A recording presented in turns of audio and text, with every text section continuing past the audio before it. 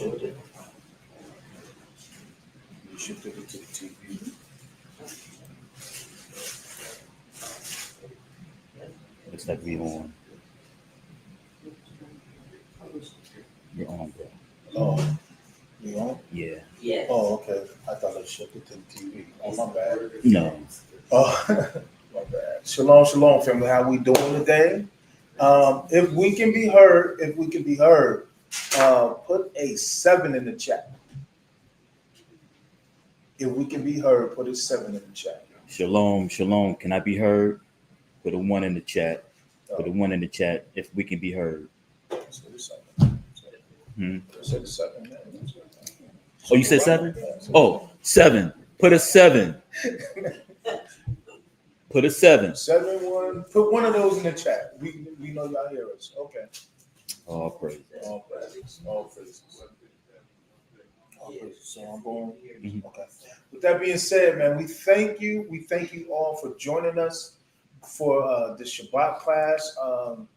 We're going to go ahead and get started. I guess first and foremost, I want to thank everybody that is on with us this afternoon. We're hoping that the new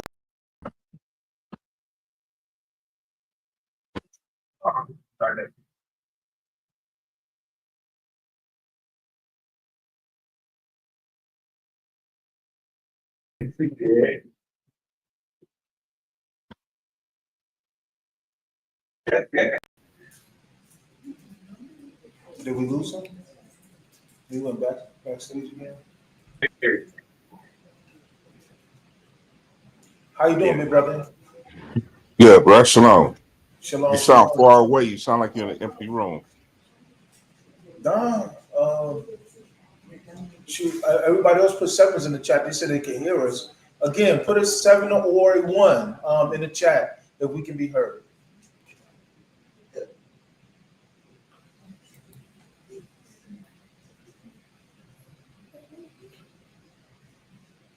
Put a 7 or a 1 in the chat if we can be heard.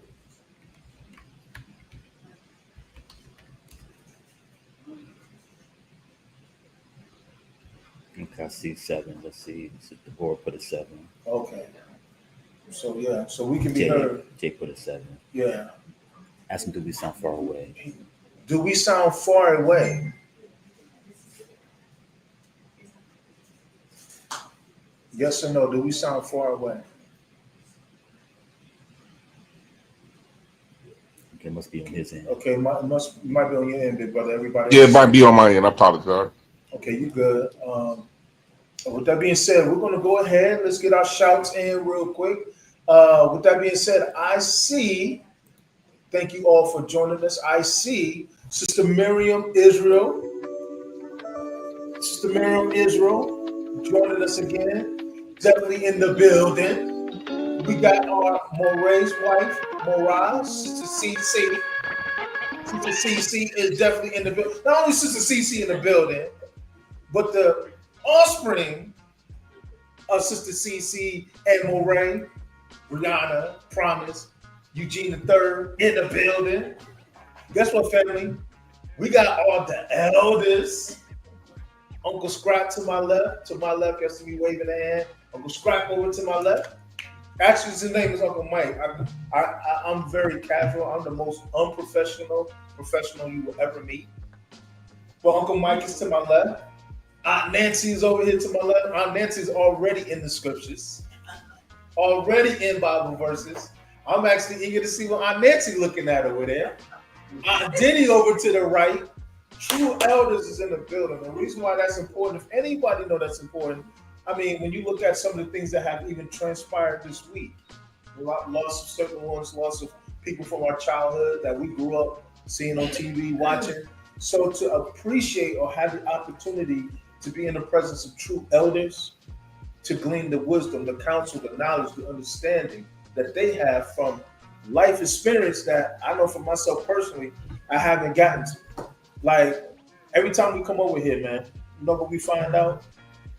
Besides this side of Christ, castor oil is the answer for everything. It's the answer right there. Castor oil, yo, Stomachgate, castor oil. Yeah. COVID, castor oil. Cancer, castor oil. Castor oil, listen, you know the proof is in the pudding. How old are you, Uncle Scrap? 76. Uncle Scrap is 76. It's 77. Uncle Scrap, how long you been mowing your lawn? Ooh. Since probably my grandma started probably 13. 13? Yeah. So 13 to, so we talking about 60 some years you've been doing that. Almost. Yeah. That he been mowing his lawn. Strong, vibrant. He not a feeble elder. You know, like, you know, the Bible talk about like Moses, and I'm gonna get into the word, but the Bible talk about Moses, how even when Moses died at 120, the book say he wasn't feeble when he died. He still was strong, full of life and vitality. It's the kind of elders we have. We don't have no elders that can't move around. Did he get around better than most all of us? Come on. Am I lying now, did he? Wow, watch out now.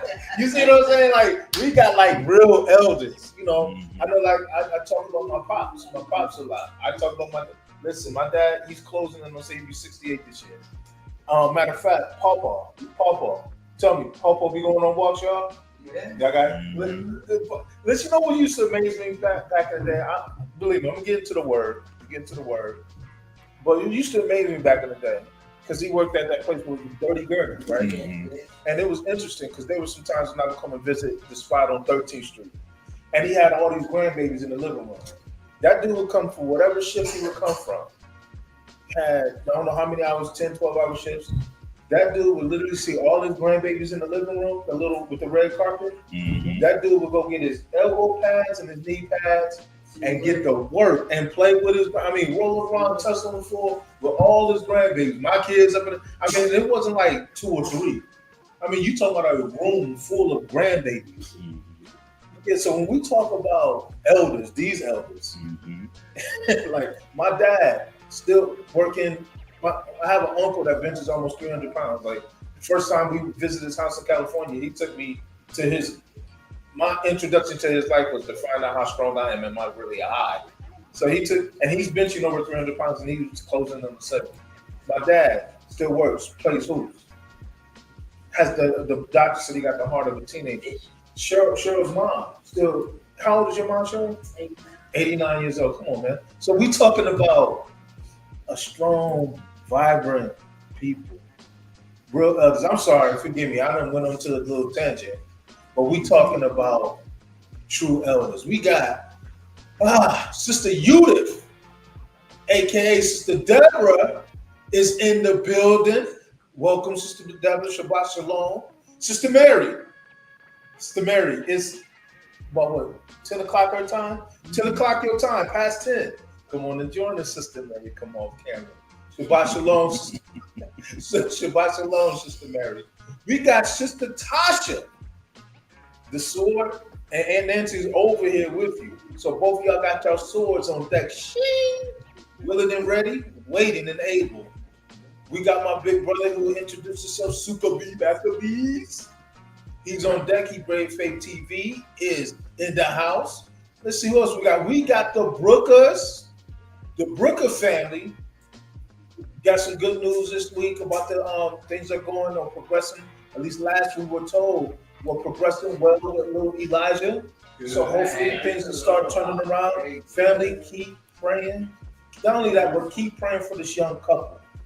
Keep praying for this young couple that as the Most High delivers young men, that he continues to even do his work in them as a family. Keep them in the prayers. Keep them in the prayers. We got Malaysia over in the building. Uncle Sean says hello. Papa, Mama Cheryl, and Papa Moray say hello. Malaysia is in the building. We got JoJo, aka Miss P. Phillips, is in the building. Hey, if the brother is nearby, if he's next to you, tell him we said hello. Shabbat Shalom. Shabbat Shalom in the building. So who else we got? We got 7. The Mary Uncle Mike says she keeps that castor oil on deck. Oh, okay. So there's somebody else who testified to the casserole. Let's see who else we got in the building. Sister Kawana KT. Sister Kawana is in the building. I would love to know how they treating you in the old, the place where we used to be at, place where we've grown up at. Many instances, spent a lot of time there with the college there. How they treating you out there. That being said, welcome. We want to give all honor and thanks and praise to the Most High. That the Most High, the one, the reason for why we're here, and the coming King. And I don't say that just to say that. I say that because I believe that, I feel that, and we appreciate that. But that the Most High graces us and He honors us with His presence. He honors us with the commission, with the call. And so the Most High is in course, definitely in the building. Hallelujah. With that being said, is there anything you want to add, Moray, brother, before we go forward? Oh. Okay, with that being said, we're going to get into this word. We're going to get into the scriptures. And so if anybody recall, we had talked about quite a few things last week. But in keeping with what we were talking about last week, we were talking about the command or the commission to shine. The command or the commission to shine, that we are all called to it. And the reason why we're called the command or the commission to shine is it gets back to the intent of the Father. It gets back to the intent of the Father, the very call, the very commission of the Father. He said in the beginning,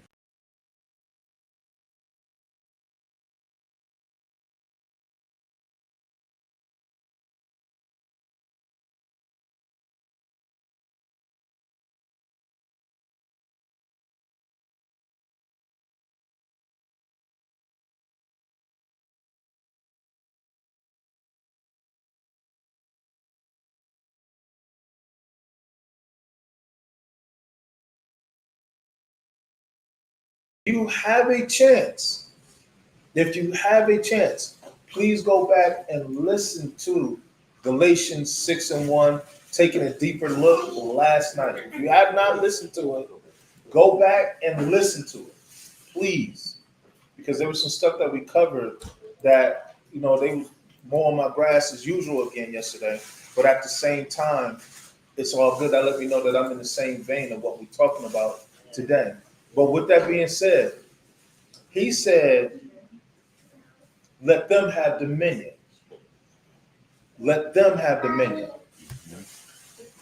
Christ said when we pray, when he gave the model prayer, not the Lord's prayer like what we've been taught in dogma, he said when we pray, our Father, which art in heaven, hallowed be his name, his shem, his reputation.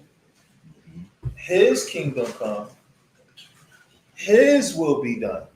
Not my will, but his will be done. Where? Say it loud. In earth as it is in heaven. So when he's saying let man have dominion, man and female have dominion, he's saying accomplish my will here in the earth as to what is going on in Shamayim. That's why even when we did a class or a lesson not too long ago, talking about these fallen angels or this doctrine of fallen angels, that's not the case. And the reason why that's not the case is if the will of the Father is to be done in the Shamayim, in earth as it is in the Shamayim, we have to understand there is no rebellion, no confusion, no disorder in the Shamayim. There may be that here on earth, but in the Shamayim, in the heavens, where the Father dwells, there is none of that. None of that. Everybody obeys their call. Everybody obeys their commission. Everybody obeys the word that is given unto them. And so if I must, as we move forward, leave with you a thought, I want to leave with you a thought that the Most High said, you can handle this. Remember, he said, let us make man in our likeness and image. And he said, let him have dominion. Yeah, he talking about you. You got power over this thing. You got control. You got control. I want young people, you have power. And he said, let them have dominion. Let them have power. Let them have control. Why? Because they're doing what I call or commissioned them to do. When he said, let's make man in my likeness and my image, we were talking about it last night. We're talking about the image of the Most High. We're talking about his character. We're talking about his spirit. Mom used to teach often when you talk about Galatians 5, 22 to 23, where it talks about the character of the Father, the fruit of the Spirit, who the Father is. And last night was powerful because as you begin to hear, especially, please go back and listen to that. As you begin to hear, especially Moray bring out the instances, one of the things that he said that was so key was when you talk about these characteristics, love, joy, peace, meekness, kindness, faith. Let me ask you a question. Put a question in the chat. Put a question to the floor. What does love smell like? Smell like. Yeah, what does love smell like? Happy. What does happy smell like? Huh? Love. Yeah. And thankful. But does that have a smell? No, don't have a smell. It don't have a smell, right? I have a smell. So if love don't have a smell. Let me ask, does faith have a smell? No? Does peace have a smell? Sister Tasha says it's scentless. Love is scentless. Peace, the character, these attributes that we're called to walk in, they're senseless. They're senseless. So there's nothing about what we attribute to a function in this world from a fleshly standpoint that you can use to quantify these characteristics.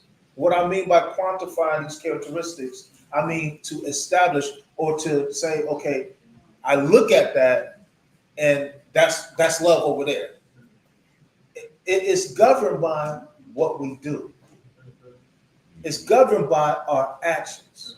And so when you look at the Father, when you examine the Father, when you look at the Father, one thing that we must understand about the Father is from the beginning, he never did anything that he didn't ask. I mean, he never asked us to do anything that he didn't already do himself.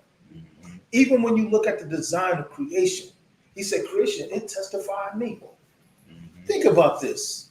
When you examine this plane that we live on, we got all these beautiful trees up there, they got fruit. We got stuff to make the materials to make this house. All of this that he put in, he said it was good.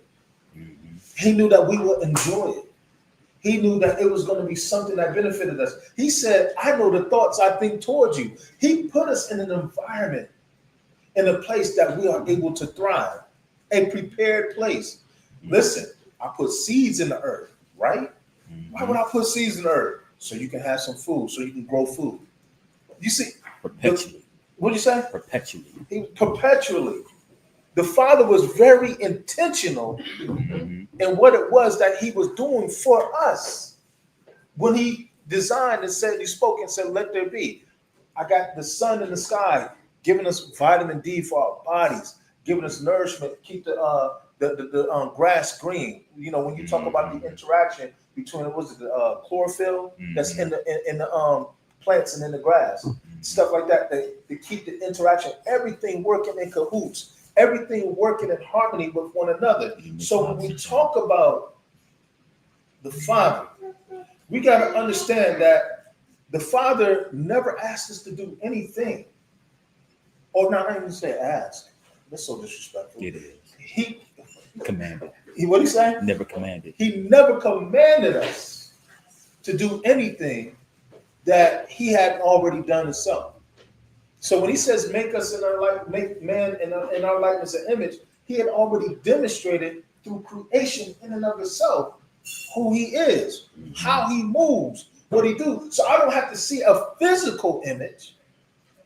Creation in and of itself explains him. He said, it testifies of me. It speaks of me. It speaks of my attributes, my character. I could have made the ground, and the ground could just be walking, I mean, not walking around, but opening up and swallowing you or doing what? No, the ground was to provide support. I can walk on a firm foundation. I can step out on that cement out there in of the surety and know that it's going to hold and support me. These are things that we talk about the Father demonstrating. Sukkah said that he speaks of his, oh, was that Moray? Moray, my brother said it speaks of his power. This is what we're talking about when we talk about creation. So when we go back and we visit last week, what we're talking about last week is the reference to the light. And we remember, I don't know if you recall, anybody recall what the Greek word to the light was? Anybody recall? Foe. Say it loud, bro. Foe. Foes. Aura. What'd you say, Sue? Aura. Oh, no. He went back to the Hebrew. Yes, sir. When we look at the Greek word Sister Tasha's putting in the chat, foes, P-H-O-S, the Greek word. And we see that referenced in 1 John 1 and 5, where it says, the Most High, God is what? Light, or foes. We later see that same sentiment echoed in who? Hamashiach. Hamashiach is, he said, Christ is, or he said, I am light. Foes. The same what? Greek word that describes the Father is the same Greek word that's used to describe the Son, right? Christ then comes back and literally says to us, what? Let your what? Light or what? Foes. So there's no differentiation. A lot of times people use that to push a doctrine or push a narrative. Not the Hebrew, but thank you for remembering that. I'm talking about the Greek word.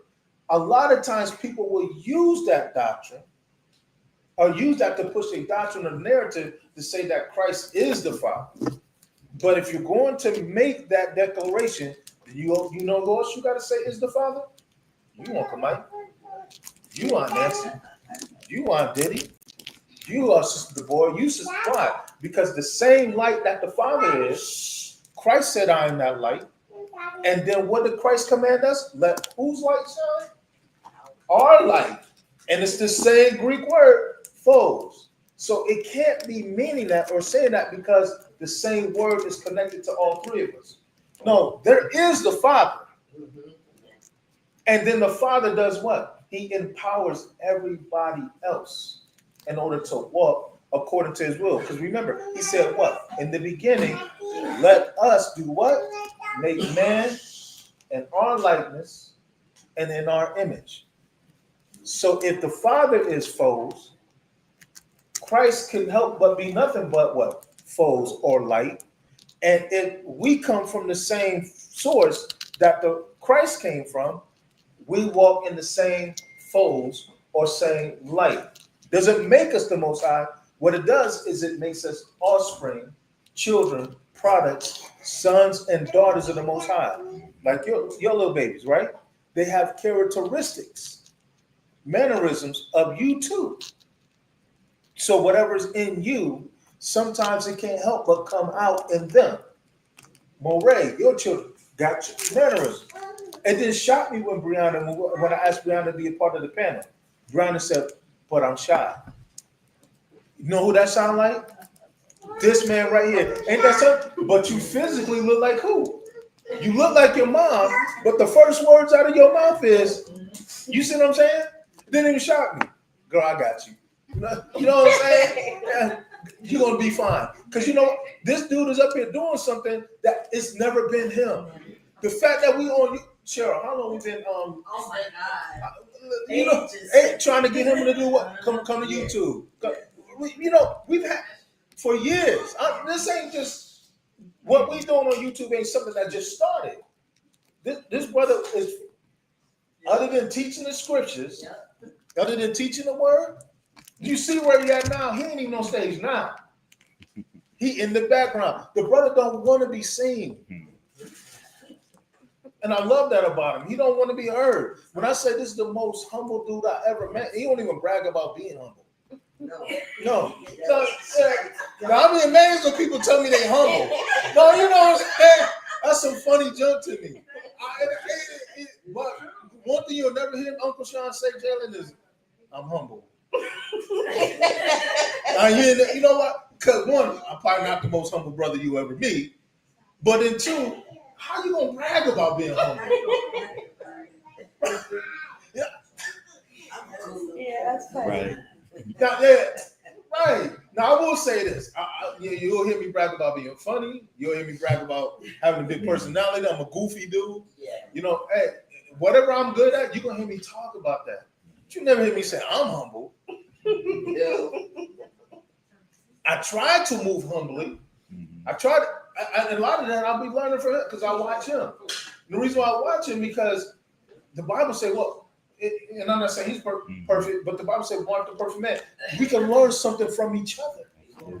Yeah, behold the upright. So if there's a quality that somebody has that I don't necessarily demonstrate, I learn from that. I watch that. Listen, I'm with me all day. And listen, you know, let me boast real quick. As exciting and as funny as energetic as I can be, that's boring. That's boring. Listen, I'm going somewhere, family. Mm-hmm. Oh yeah. That's boring because I'm with me all day. So the fact that I see people that can do stuff that I can't do, or I can't speak foreign languages, or I can't sing like my sister. You know what I'm saying? I got a voice box and a larynx. And I got everything you got, but when I sing, it don't sound like when sis sing. You see what I'm saying? So I admire qualities. Like Auntie, you can knit and sew. You know, I can't do everything. And so to see people demonstrate and do stuff that I can't do, I love that. And I honor that and I celebrate that. So when I see a quality, especially if it's something that I can incorporate in my life, Uncle Mike, guess what I'm gonna do? I'm gonna incorporate that. Mm-hmm. So I will watch and I will study. As much as you may hear me talk junk and all this other stuff, I be watching. I'm a stalker lightweight. I be watching. Jalen, I be watching people. But I examine, I study. I do. I study. Kai, I know. Uncle Sean kind of weird. I'm a nerd. I'm a nerd, man. I'm a nerd. But truth be told, is I study people. Why? Because I'm either looking to learn what to do or learn what not to do. And so when you examine Christ, when you look at the Father, what we're doing is we're trying to understand when we look at the scriptures, examples on how we're supposed to function, how we're supposed to move. What does this light look like? How does this light function? And so anytime that you see our Father who is encountering a situation that appears daunting in our eyes, not in his eyes, they said nothing's impossible to him, but in our eyes it appears daunting, we have to examine, well, how did the Father move? How did he move? Because if we see how the Father moved, then we can know what we can be. We can know how we ought to function. So when we talked about it even a few weeks ago, when we're living on a prayer, and Christ said that I pray that your faith fail you not. In other words, what we're talking about when we talk about faith is we're talking about who? Who are we talking about when we talk about faith, family? Mashiach. Not just Mashiach, but who's the Most High? The Mashiach too, but it's the Most High. Why? Because the Father is what? Faith. When you look at Galatians 5:22-23, and you look at the fruit of the Spirit, what is one of the characteristics? Faith. The Father is faith. That's why he said, even when you're not faithful, he said, I am. Why? Because I can't deny myself. The Father can't stop being who he is. And so now if the Father is this, and we're made in his image and his likeness, he now says what? Be perfect, because I'm perfect. Be holy, for I am holy. Anything that the Father is, we have to be. So when he shows up in a situation, he never shows up in a situation that is a despair. Helplessness is not his motif. It's not his mindset.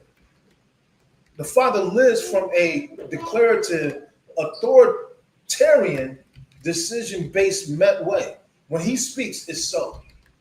When he talks, it's so. It's going to happen. It's immutable. He can't fail. He can't lie. So when he speaks, it is what it is. You can take it to the bank. And so when we talk about our relationship with the Father, you got daughters, Kai. You want your daughters to do what? You want them to believe in you, am I correct? You want them to trust you, correct? You are their first hero, their first line of defense, their first support. My father was the same way to me. When these kids look at their dad, it's the same. Why is that the case? Because there's a position or a stature that the Most High has given us with our family as men that we are to emulate and model who he is. So when they see us, they're supposed to see attributes, things of the Most High that they're supposed to see that in us. It was interesting when I was going through COVID and I'm just being very transparent. And sometimes I still deal with that. I love my mom, our mother, talking about Jarena. And I love Linda. And I love Tara. But for years, I struggled with survivor's remorse. I did. Because I was in the hospital the week before them. And I was fighting for my life. And I didn't understand why the Most High allowed me to live, but he took our mother. He took our sister, Suka's wife, and stuff. He took our our niece. And that bugged me. And I mentioned that one time in front of my whole family, how I can't even, I'm happy that I'm alive, but I can't really be excited and enjoy it. Thank you, sis. I couldn't enjoy it. I'm alive and I couldn't understand it. And Asia said something to me that was so wild. She said, Dad, we wasn't ready for you to go. She said, Dad, we would have been lost if you left because we didn't know what to do. And so now it created a new urgency in me because now I understand as a father, I have to provide that one. It's not just enough for me to provide protection and security and things of that nature that we see as a father to get out and provide. It's what I have to impart vision, wisdom, understanding. So it changed my focus because if the Most High should say, yo, it's time for you to come home, then my children need to know after I leave, serving the Most High don't die with me. No, it lives on. It's supposed to multiply. It's supposed to increase. That was when you look at Christ and then talk about him weeping, that he wept. He wept because he's seeing the mindset. He's seeing the temperament, the lack of understanding in the people all this time that he was serving. And he's like, man, I'm about to die soon. And y'all have to get to the point that y'all understand what this thing has been about all along. It's been about showing, reflecting the image of the Most High, loving one another, walking in the character of the Most High, being who the Father said be. And if you don't get it by now, he's like, I'm about to die. To the point that when he rose, the apostles are in hiding. The apostles are in a place where they're not even, thinking about walking in the obedience of the Father. He had told them before he died, yo, I'm going to die. But in 3 days, I'm going to come back. Meet me where? In Galilee. Meet me where it all started. He said, meet me there. Yeah. You should be.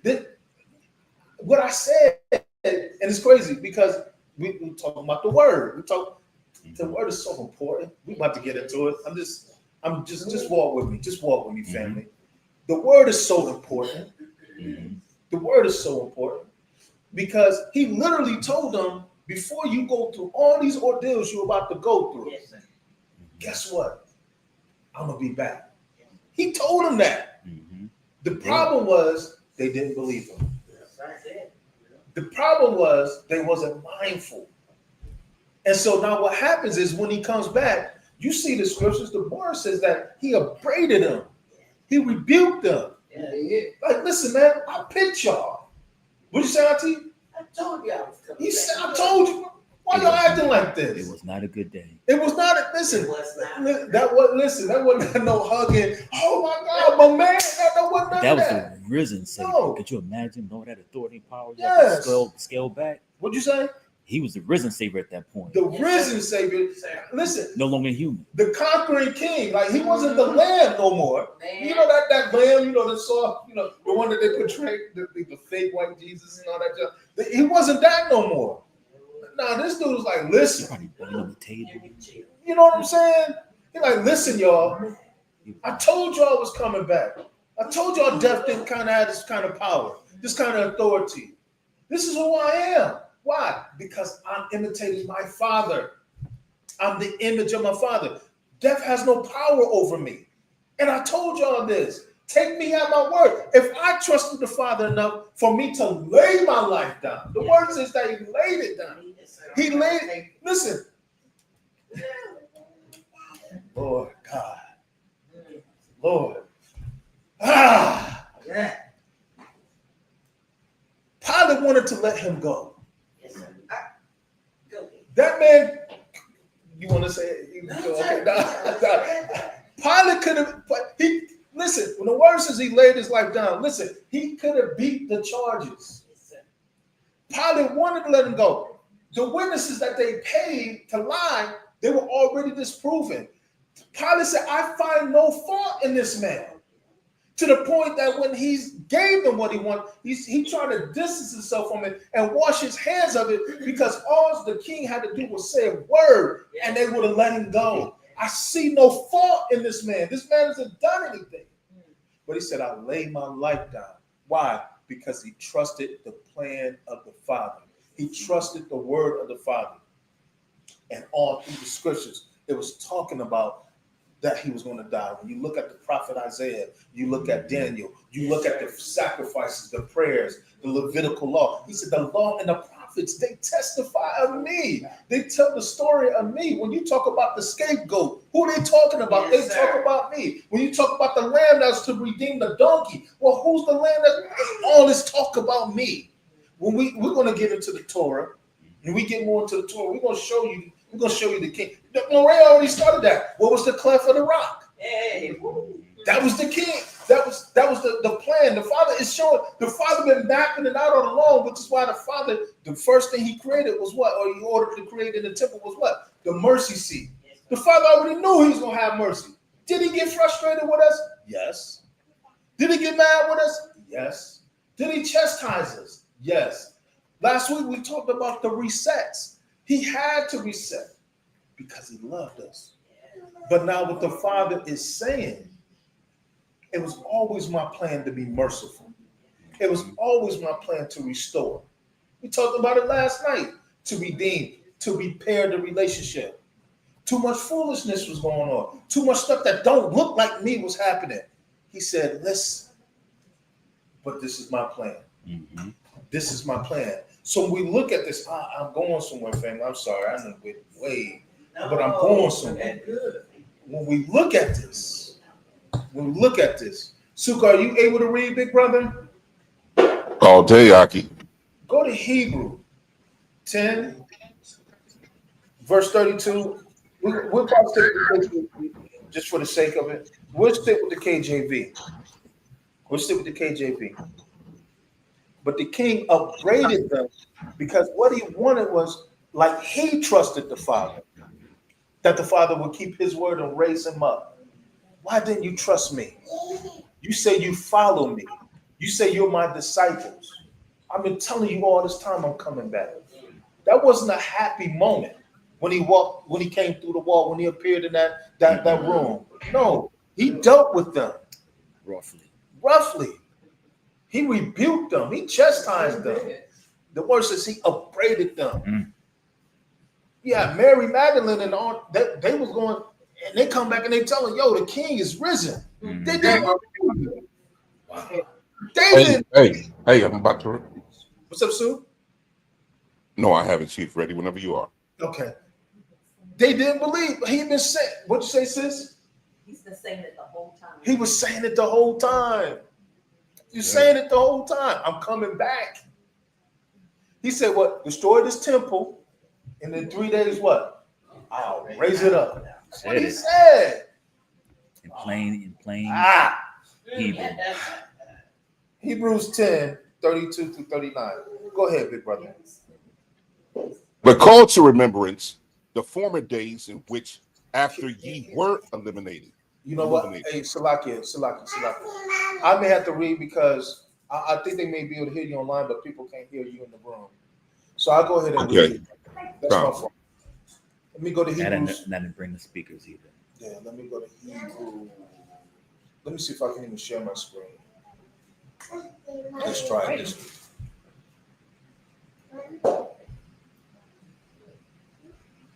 Yeah, shit. Want me to pick a single tab? Let me see my entire screen. Okay. What was the verse? You don't want the entire screen. Okay, I don't want the entire screen. 32. Got it? Yeah, I got it. Oh, I'm sorry. Let me go to Hebrews 10, 32 through 39. It says, but call to remembrance the former days. So there's something that was written aforetime that's for our learning. It said to call it to our remembrance, Uncle Mike. The former days in which after ye were what? Illuminated. In other words, after we received that light. Yes. The Most High's light or that foes. The Most High's light, Christ is light, and we are called to do what? Let our light. Okay? It said, call to remembrance the former days in which after ye were illuminated, endured a great fight of afflictions. So after you receive the word, because the word is light, we'll get into, I'm getting ahead of myself, but the word is light. It said after you receive, I told you to do something, Uncle Mike. Told you to do something, Aunt Nancy. Told you to do something, Kai. Told you to do something, Sister Deborah. I told you to do something. My family's on. Sean, Asia, Imani, Tamika. I told you to do something. He said, after you were illuminated, that illumination is the word, Jalen. That assignment. What I told you or what I called you to do. He said, after you're illuminated, ye endure a great fight of afflictions. So there's something that's coming after you see the word. Remember, we said this all the time. Ray said this years ago. The cherub always comes for what? The word. Where the word goes, that's where the cherub comes. Because the word in you is being tried. It's being tested. That's why the word says what? Fight the good fight of what? Getting ahead of myself, but just wanted to see if y'all walking with me. It said, partly whilst we were made a gazing stock by both reproaches and afflictions. Gazing stock meaning a laughing stock. People are mocking you. People are dogging you, putting you down for the way that you've chosen to live. What you mean turn the other cheek? Man, that's soft. Listen, slap me, you will see what happens. You know what I'm saying? I gotta get my get back. I mean, this is you just gonna let it get away with that? You know what I'm saying? Man, I would have been all in. You know what I'm saying? That's what the world said.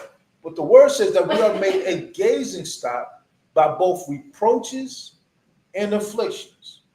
And partly whilst we became companions of them, that were so used. So as we even develop relationships with people that the Most High used, we all became.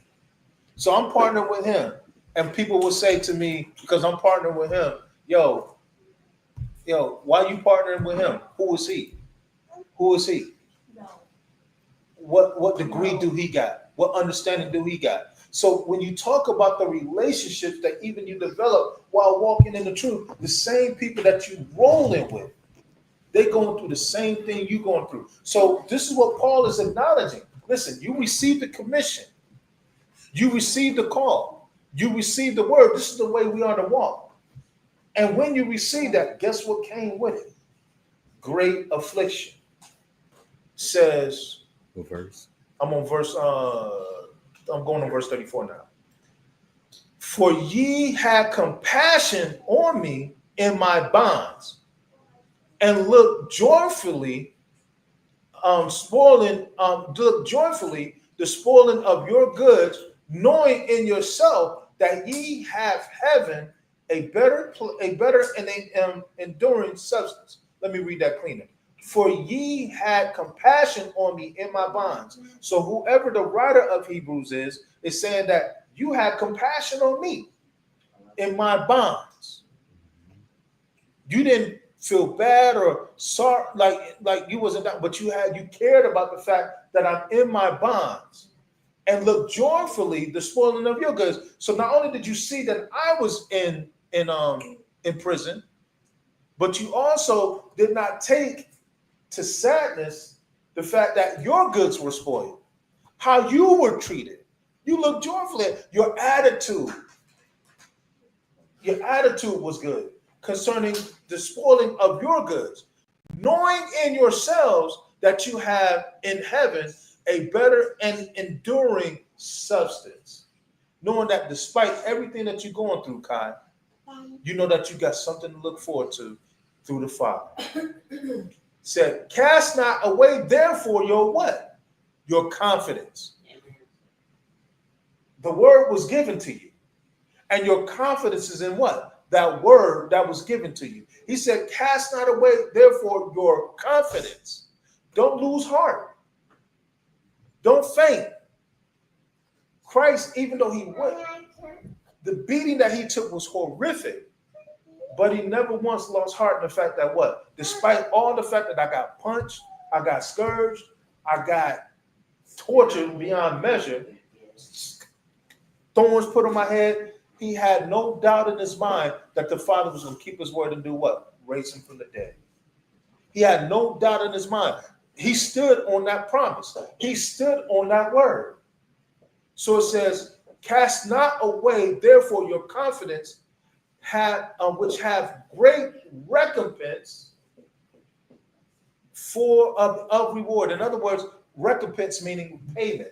In other words, I'm expecting a payment.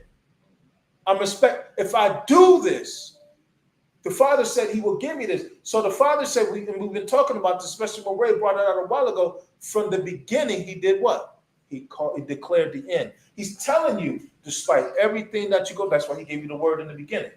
Despite everything that you face, despite everything that you go through, guess what? You're going to have a prize in the end, Jim.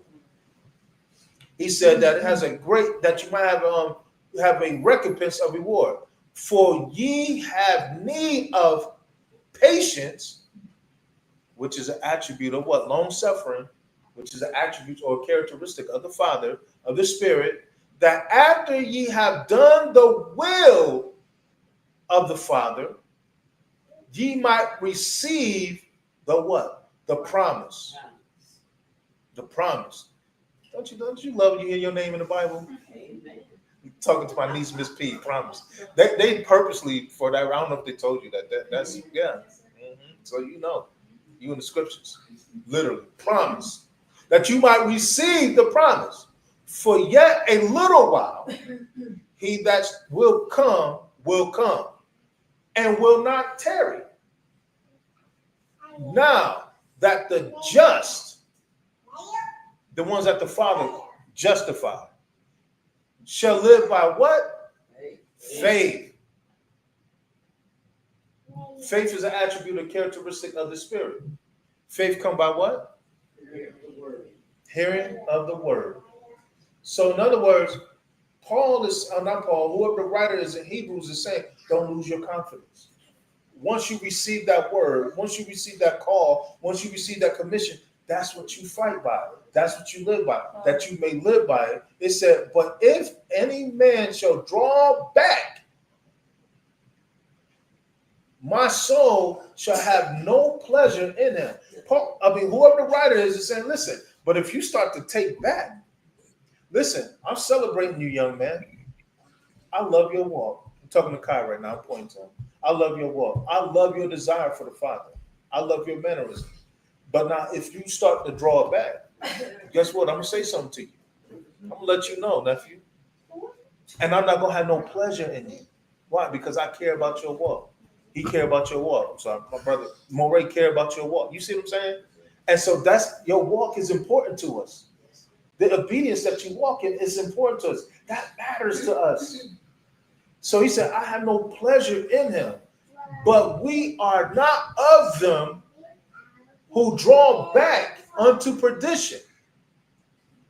But he goes back now to encouraging the people and saying, Uncle Mike, we are not of them who draw back to perdition, meaning draw back to destruction. In other words, if you are going to walk away from the word of the Father, the assignment of the Father, then you face the judgment of the Father. You face the wrath of the Father.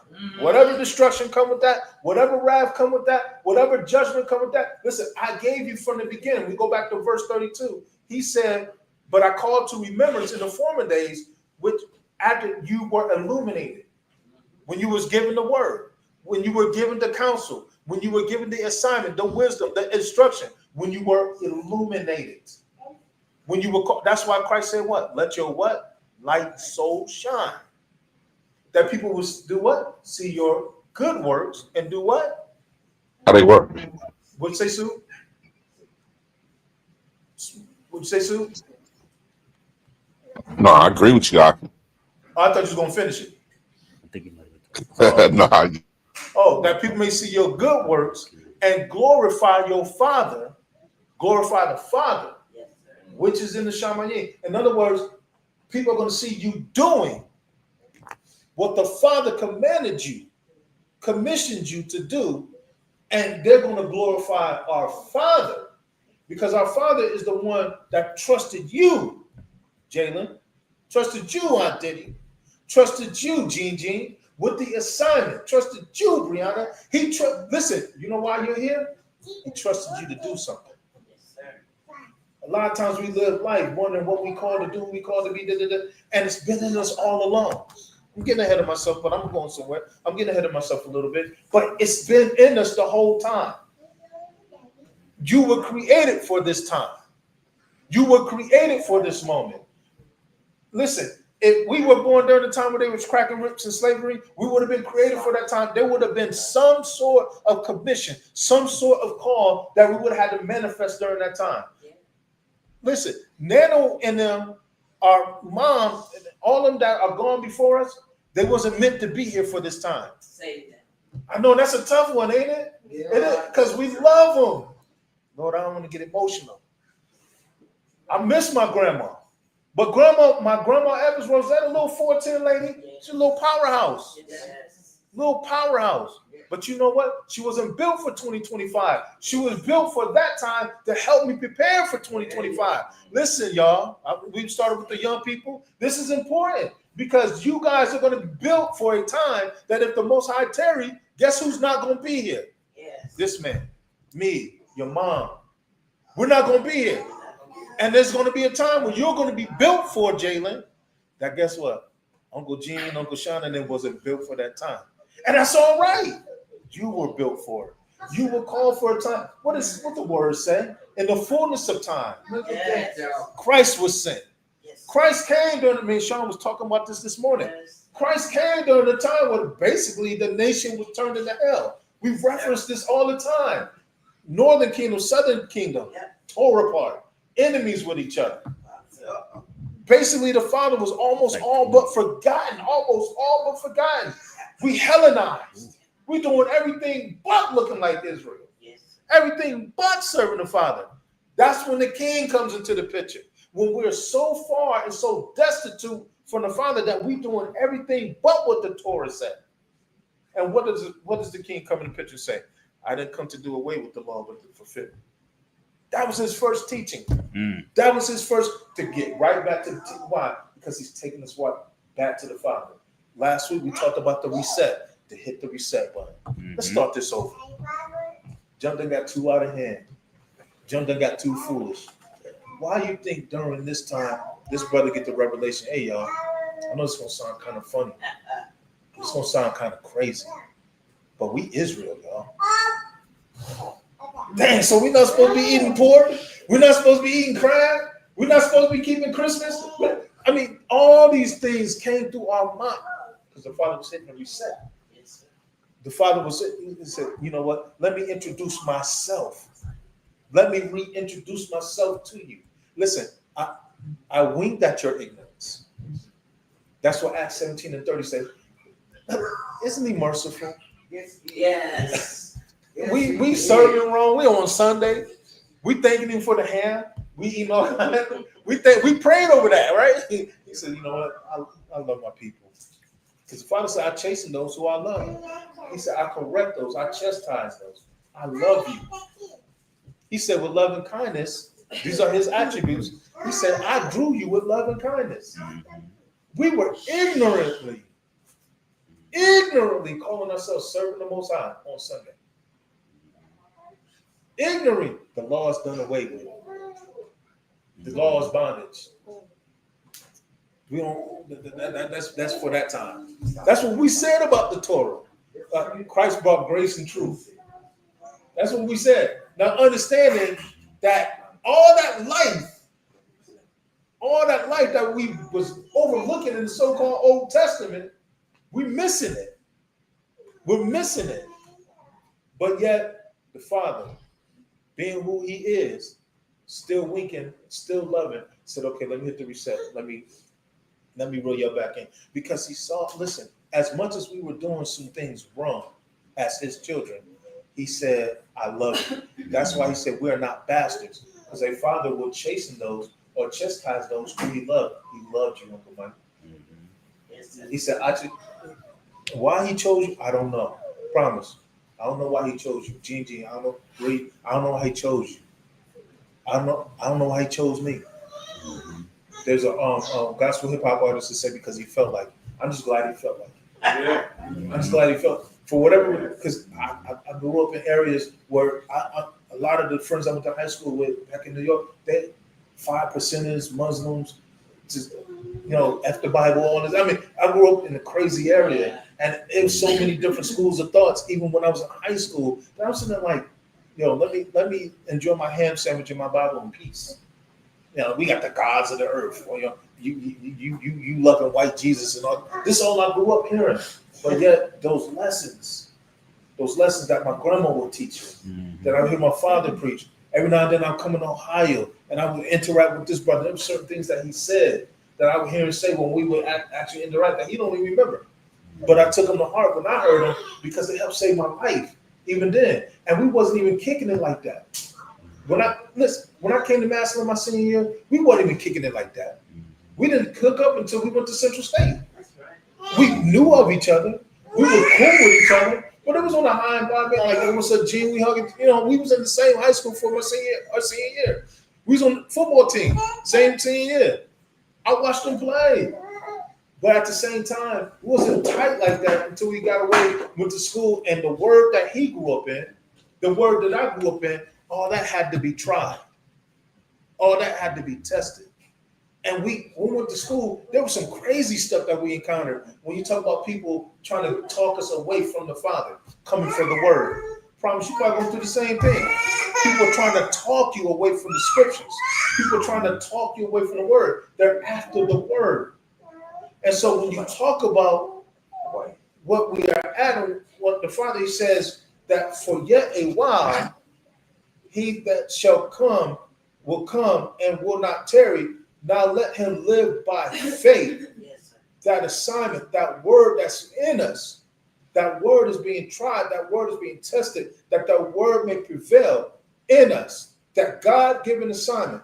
But that if any man draw back, my soul shall have no pleasure in him. But we are not of them that draw back unto perdition, but of them that believe to the saving of the soul. The word not only is for everybody else, but it's to the saving of our soul. That's why it says that we must first be partakers.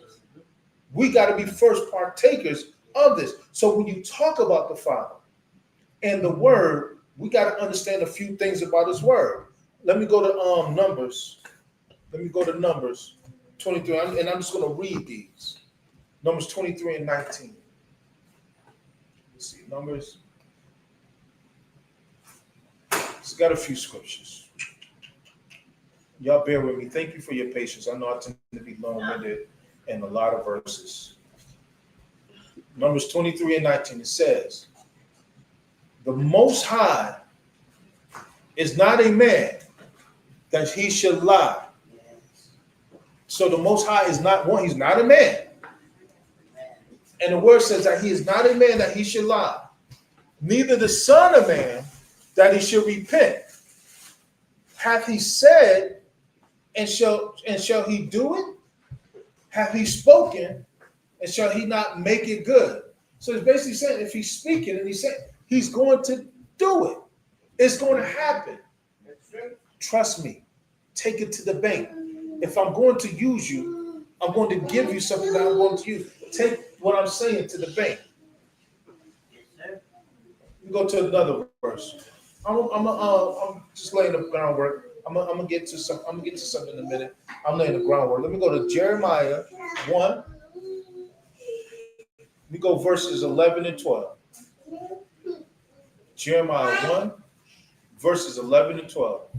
And it says, moreover, the word of the Most High came to me, saying, Jeremiah, what seest thou? And I said, I see a rod of an almond tree. And then he said, the Most High, then said the Most High unto me, thou hast seen, thou hast well seen, for I will hasten my word. Mm-hmm. My word. This is what the Father's saying. If he spoke a word, he said, I will hasten my word to perform it. Mm-hmm. The Father is going to do what he said. He said, I will hasten my word to perform it. We go to Psalms, very familiar passage. 119. Just laying some groundwork. We go to 105, 119, verse 5. 105, I'm sorry.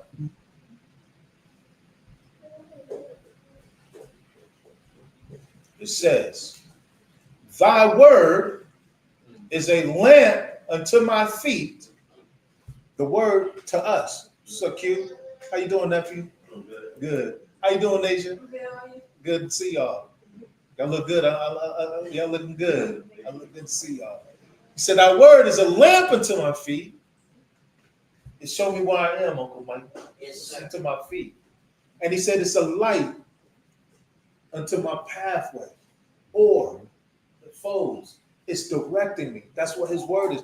When I'm in situations, he said that that word that he gave me in the beginning is the lamp unto my feet and the light unto my pathway.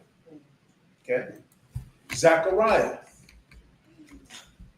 4 and 6. Zechariah. Zechariah's a key. 4 and 6.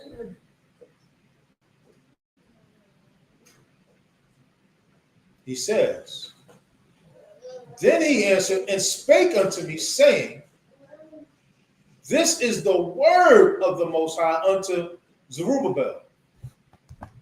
You said I don't know Zerubbabel. Zerubbabel, saying, not by might, this ain't about me, it ain't about my ability, my talent, my intellect. He said, not by might, nor by power, but by my spirit, saith the Most High. John 6 and 63 say the words that Christ was speaking are what? Spirit and life.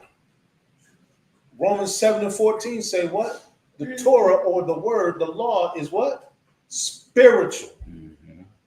He said, but by my spirit, or basically what the Father is saying to us, it ain't because of anything that we bring to the table, Kai. It's because of what? His word. His word. That's why the first thing that the enemy wants to do when he comes to sift us is he comes what? For the word. Because therein lies the knowledge of who? The Father. He said, let me not get ahead of myself. Let me draw back.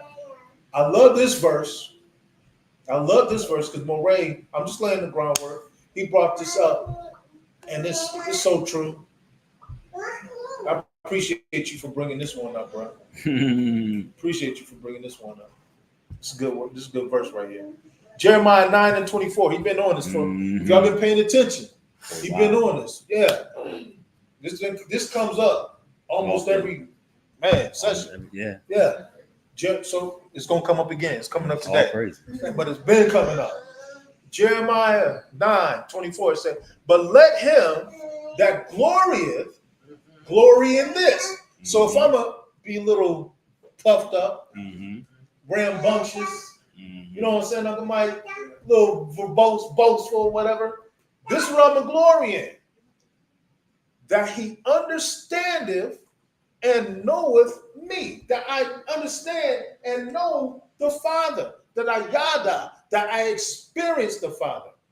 I have an understanding of why he moves, how he moves, the reason, the rationale, the thought process behind why the Father say what he say and do what he do. That I understand it. Like, you know when you understand something, Jalen, it makes sense. You get Like, come on. yeah. You feel the connections in the brain. He said, so when we talk about the Father and somebody is sharing something with the Father, that's why some of the most powerful moments we've had, especially these last few weeks, when he's talking about the Father, is because lights are coming on, connections are coming on. And I'm like, wow, that's the Father. That's the Father. And when you get the understanding of the wisdom of the Father, those connections are made. He said, that's what I glory in. That's the exciting thing about the word, because now the Father is sharing another aspect, a different side of it, and it wakes you up. Yeah. It's light. He said that he understands. What did he say, Mike? It stirs you. He said, he that understandeth and knoweth me, that I am the Most High, which exercises what? Loving kindness. You know, Most High is something else. Because a lot of times we can talk about how we love, or how we show kindness. He just get to the point he started just putting his attributes together. I exercising loving kindness. He just put them together. The Most High summed up. He said, I exercise loving kindness, judgment, and righteousness. Where? In the earth. For in these things, he said, what? I delight. These things bring me pleasure. These things bring me joy. He said, so I'm going to do this. I'm going to exercise loving kindness. I'm going to exercise judgment. I'm going to exercise righteousness because it brings me delight. Saith the Most High, excuse me. Just going through a few verses. Thanks for grounding. He said in Philippians 2:13, if he's talking about what he delights in or what brings him delight, Philippians 2:13. You want blue letter? Yeah. All you gotta do is just type PHL in the chat and the thing and your chapter and verse, and it take you right there. Like that. Okay. You know what? Because I'm holding. I'm not down. Oh, okay. 2:13. I know. I don't have like the thing to prop my phone up like you do. You a little bit more fancier than me. He said, Philippians 2:13. We talked about this last week. He said, for it is the Most High which worketh in you, because we talk about, he said he's going to do what he delights in. He said, it's the Most High that worketh in you both to will and to do your good pleasure, God. Is. Jalen's good pleasure. Yes. No, Yehukanan's good pleasure. Yes. Sister Deborah's good pleasure. Yes. His good pleasure. Y'all sure didn't say Sister Tasha's good pleasure? Yes. Yes. It's all about him. Your favorite comedian's good pleasure? Yes. Oh, okay. His plan, his will, his world, his people. He said he doing that. He said he put in you, Jalen, both to will and to do his good pleasure. He put it in you. Hallelujah. He put it in all of us. When he created us, Nancy, he put in us. That's why we here, right? For this time, for this moment. He said he put in us both to will and to do his good pleasure. John 1:4. First John.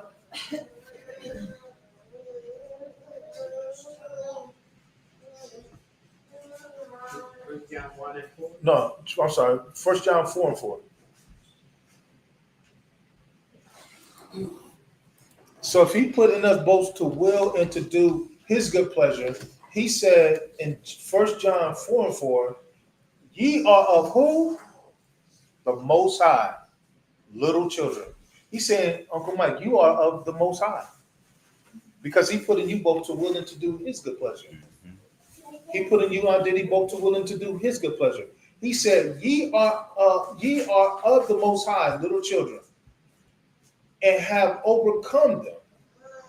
Because greater, so anything that you face, any challenge that you face, any obstacle that you face, even unto death, he said, because greater is he that is in you, that word that is in you, that word that found a home in you, so that you can do his good pleasure, his will, and his good pleasure. He said, greater is he that is in you. The Father's in you, that light that you're to let shine, that men will see our good works and glorify. He said that's greater. Greater is he that is in you than he that is in the world. And so the reason why that's being said is what we have to understand is we cannot operate in the world like we haven't been equipped. We can't operate in this world like he said, I put in you both to will and to do my good pleasure. He put in us his word. He put in us his assignment. So when we understand this, because each and every time that the word speaks, the word is put in us, what we must understand is, guess what's coming? Opposition. Guess what's coming? The enemy. And so true greatness, because he said, greater is he that's in you. Greater. He said, true greatness can't be realized until it's what? Challenged. Got to be challenged. Got to be tested. So the struggle is for the proving. The struggle is for the proving. And so when we look at this, we got to understand the struggle is for the proving. Let me go to Deuteronomy 8 and 2.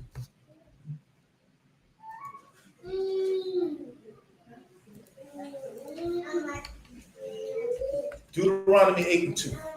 Remember, the struggle is for the proving. If he put in us the word, what are we proving? We're proving his word, his counsel, his wisdom, his good pleasure. We're proving that. Our lives are to prove that. Deuteronomy 8 and 2 says, thou shalt remember, call to mind the way which the Most High thy Elohim led thee these 40 years. So in 40 years in the wilderness, not only did the Father show them when he delivered them from Egypt, I'm an Elohim of my word. There's none greater than me. There's none above me. You see what I did to Egypt. You see when you were in the wilderness, the water from the rock, the manna from heaven, the fact that your clothes are preserved, the victories that I gave you as you were coming through the wilderness. I'm proving myself. I was the pillar of fire by night. I was the cloud, the pillar by day to guide you. I'm all of these things. I am that I am. I'm proving myself. So now, when you talk about going back to the intent of all that, the intent of all that was so that way now we trust him. So now when we trust him, now we can live out the commission of what we were called to be as being Israel, as being representatives of him in this plane, in this earth. So the same way that he proved himself to us by delivering us, now he's saying in the 40 years, I had to do what? I had to prove you. Will you be who I called you to be? Because remember, Moses show up to Pharaoh and say, what? Let my people go that they may do what? Serve me. Enough for serving your gods. They wasn't called to your gods. Enough for serving your will. They wasn't called to your will.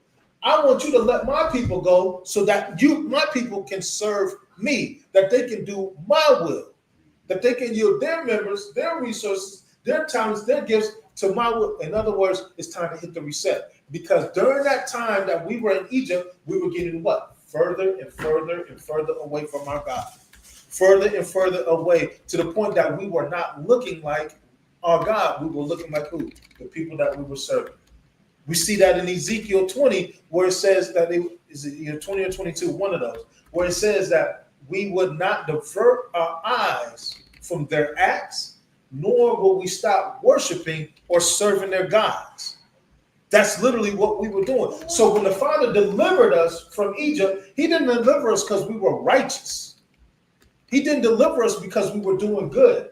No, he delivered us because of the promise that he had made to our father Abraham, Isaac, and Jacob. That's why he delivered us. So when you talk about this, he said, thy God led thee 40 years in the wilderness to do what? To humble thee.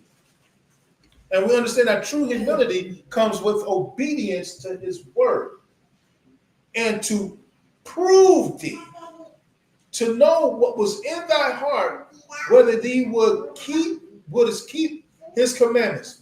Let's see. I don't know if this is going to show it. I hope it do. Can y'all still see my screen? Mm-hmm. Okay. Yeah, they see it. I switched. It says share this tab instead. Yeah, let me do this. Can y'all see that I switched tabs? Mm-hmm. Okay. Let's look up that word prove. Let's look at the Hebrew for that. Prove. The Hebrew word for that is nasa. Nasa. Or nakah. Nasa. It says to test, to try, to prove, to attempt. Let me scroll down a little bit. I like what this says in the lexicon. I hope I can get to it. Oh, stop moving. Stop moving. Yeah, this is what I want. It says, in the topical lexicon, it says, the verb paints the picture of putting something or someone to the proof in order to reveal what's really there. In order to see what's really there, Aunt Diddy, to put someone to the test, to the proof, to see what's really there. In other words, we saying that we have his spirit. We saying that we sons and daughters of him. So in other words, he took them through the wilderness to prove, to see how much that word really stinks. In other words, how much do you really believe me?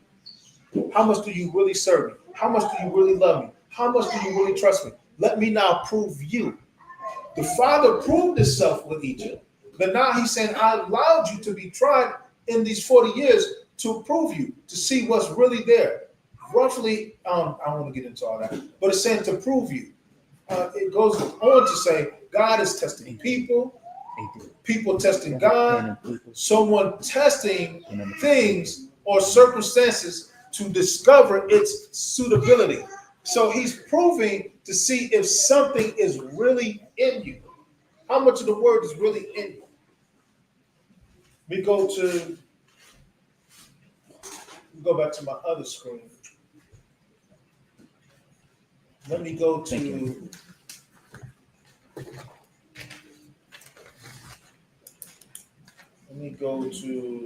Romans 12 and 2.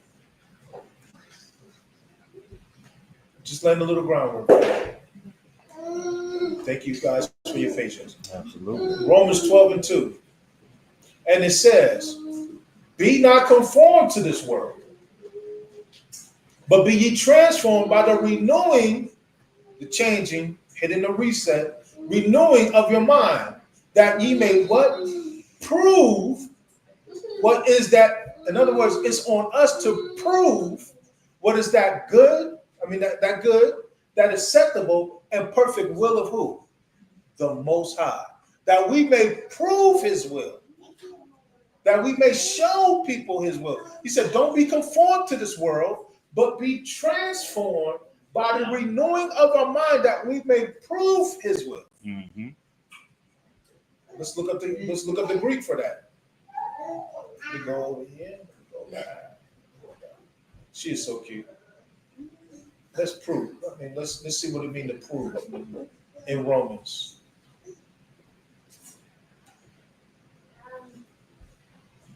Romans 12. Starting that stuff already.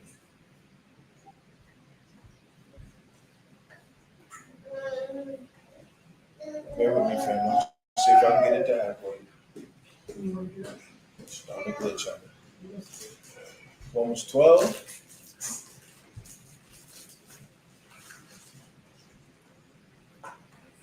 I need you to catch up.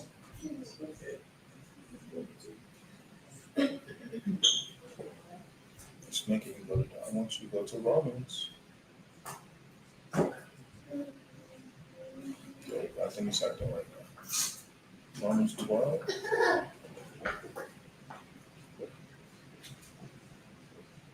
Let's try it now. Oh, the internet's still loading. Okay. There we go. 12. Slakia family, bear with me. Romans 12 and 2, it said that ye may prove. What does it mean to prove? That ye may prove. The Greek word here is the dokimazo. Dokimazo. Mm-hmm. Dokimazo. You scroll down. It said that it's used 131 Greek. Let me get to the point what I want to get to. It says the verb occurs 23 times. Wait. I'm sorry. It says, let me just start from the beginning. Strong's Greek 1381 centers around the idea of examining something to reveal its true worth. So when it talks about proving in the Greek, it's talking about something that's being examined to reveal its true worth. So when it talks about us, that we may prove the word or his acceptable will, what we are given the task of, or what we are given the responsibility of, is proving the true worth of the word of the Father. The word of the Father is saying that we reveal the true word so that what is found genuine may be affirmed and retained. It says that the New Testament always carries the moral and the spiritual weight. It says that the Most High test people, believers test themselves, and the church tests teachings, deeds, and ministry gifts. The purpose is never mere curiosity, but redemptive verification. Something separating what is counterfeit from what honors Christ. So it's moving what is counterfeit away from that which honors Christ. This is what we're talking about when we talk about proving. So when it comes to us proving the word, this is the commission or the call that we're called to. We're called to prove the word. So in other words, the Father's already equipped us. When he said, come forth, when he said, let you be, when you were born, he's already equipped you with everything that you need to succeed in this world. He didn't just haphazardly create you or make you or bring you forth thinking, okay, you're going to figure it out or we're going to make this thing up as we go. He created you for a purpose. He created you for an assignment. He created you for a destiny. So when it says, what are we called to or what are we called to prove? His word, his works. Moe brought it out last night. We're going to get into it. Let's go to Romans 3 and 4. Romans 3 and 4. Oh, my screen just went black. Okay. Can y'all see my screen? My screen. Leia. Stop. Can y'all see my screen? Yeah, we see it. Okay. Romans 3 and 4.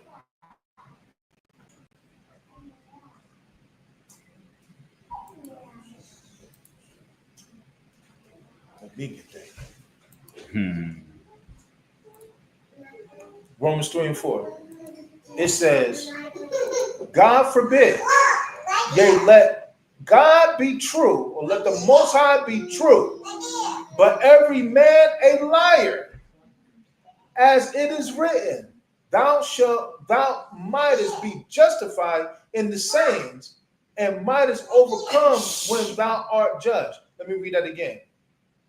let me start at verse 3. It says, "For what if some did not believe? Shall their unbelief make the faith in the Most High without effect?" He said, "God forbid. Yea, let the Most High be true, the word be true, and every man be a liar, as it is written, that thou mightest be justified in thy sayings and mightest overcome." Obviously, when you got to overcome something, that means there's resistance. There's a fight that thou must overcome when thou art what? Judged. When people are judging you, when people are scoffing you, when people are criticizing you, when people are trying to talk you out of the walk, out of the way, away from Christ. Why do you believe what you believe? Why are you making the declaration that you? He's saying, let every man be alive. Listen, if they're your mama, your daddy, your sister, what did Christ say? I didn't come to bring peace. He said, I came to bring division. That's what he said. He said, I came, Matthew 10, he said, I came to bring division. Separate relationships are going to be broken. We were just talking about this with the young people. Division is part of this walk. Division, your mind going back, ain't it, sis? Why y'all teach what you teach? Why you believe in what you believe? Your family has challenged you. It be the people that you love. Yeah. We lost a lot of people on it. It said that's their judgment, they pass it. It says, God forbid, but it said, let every man be alive. Listen, they coming with Islam, they coming with Kemetic talk, they coming with Leopold. It just fell. Yeah, it just fell. Thank God nobody was sitting there. Yeah, all praises. But She did say. a clock fell. That's so. Y'all heard the background. We good. But they're coming with everything that's coming against what? The word. The government passing laws.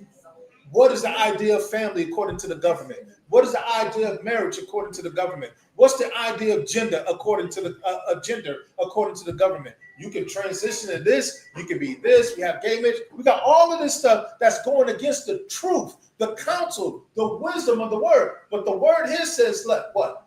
Every man be alive, that the Most High may be true.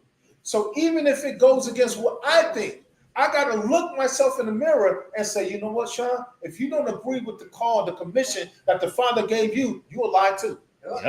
Yep. Yeah. I got to look myself in the mirror. If I don't line up with what he said let you be a lie too. Yep. So I can't pet my flesh. I can't pet my temperament. I can't pet my attitude. I can't pet me. What did Paul say? I keep under my flesh, or I beat my flesh. If he said I can do it, if he said I have to do it, if he told me to manifest it, guess what I got to do? I got to do what my Father said do. Why? Because he said, let every man be alive. Every man.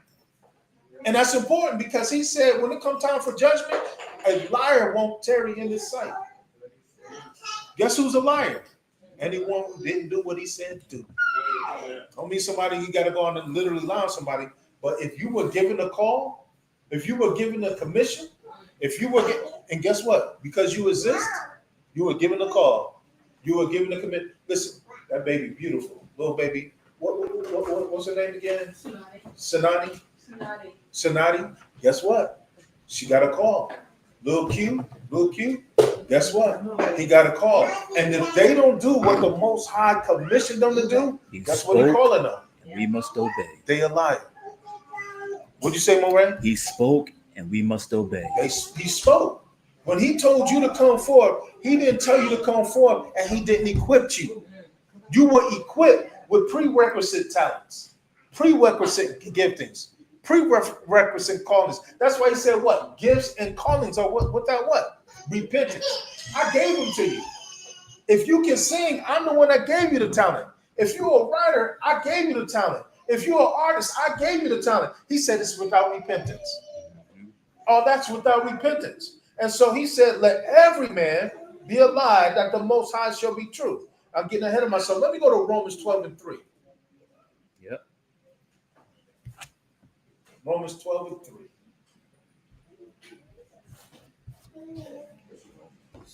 Romans 12 and 3.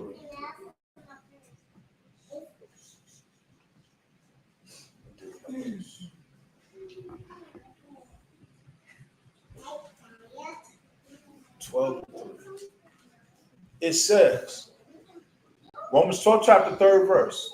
It says, for I say, though through the grace which is given unto me, to every man that is among you, not to think of himself more highly than we ought to think, but to think what? Soberly. To think. So we are to think of ourselves, but we are to think soberly. He says, according to as the Most High hath dealt every man a measure of what? Faith. And how does faith come? And hearing by the word. So whatever my assignment is, my gifting is, my calling is, he said, I gave you a measure of faith. I gave you something to do. So if you're not doing it, it's because you chose not to do it, but I gave you something to do. I gave you what? A measure of faith.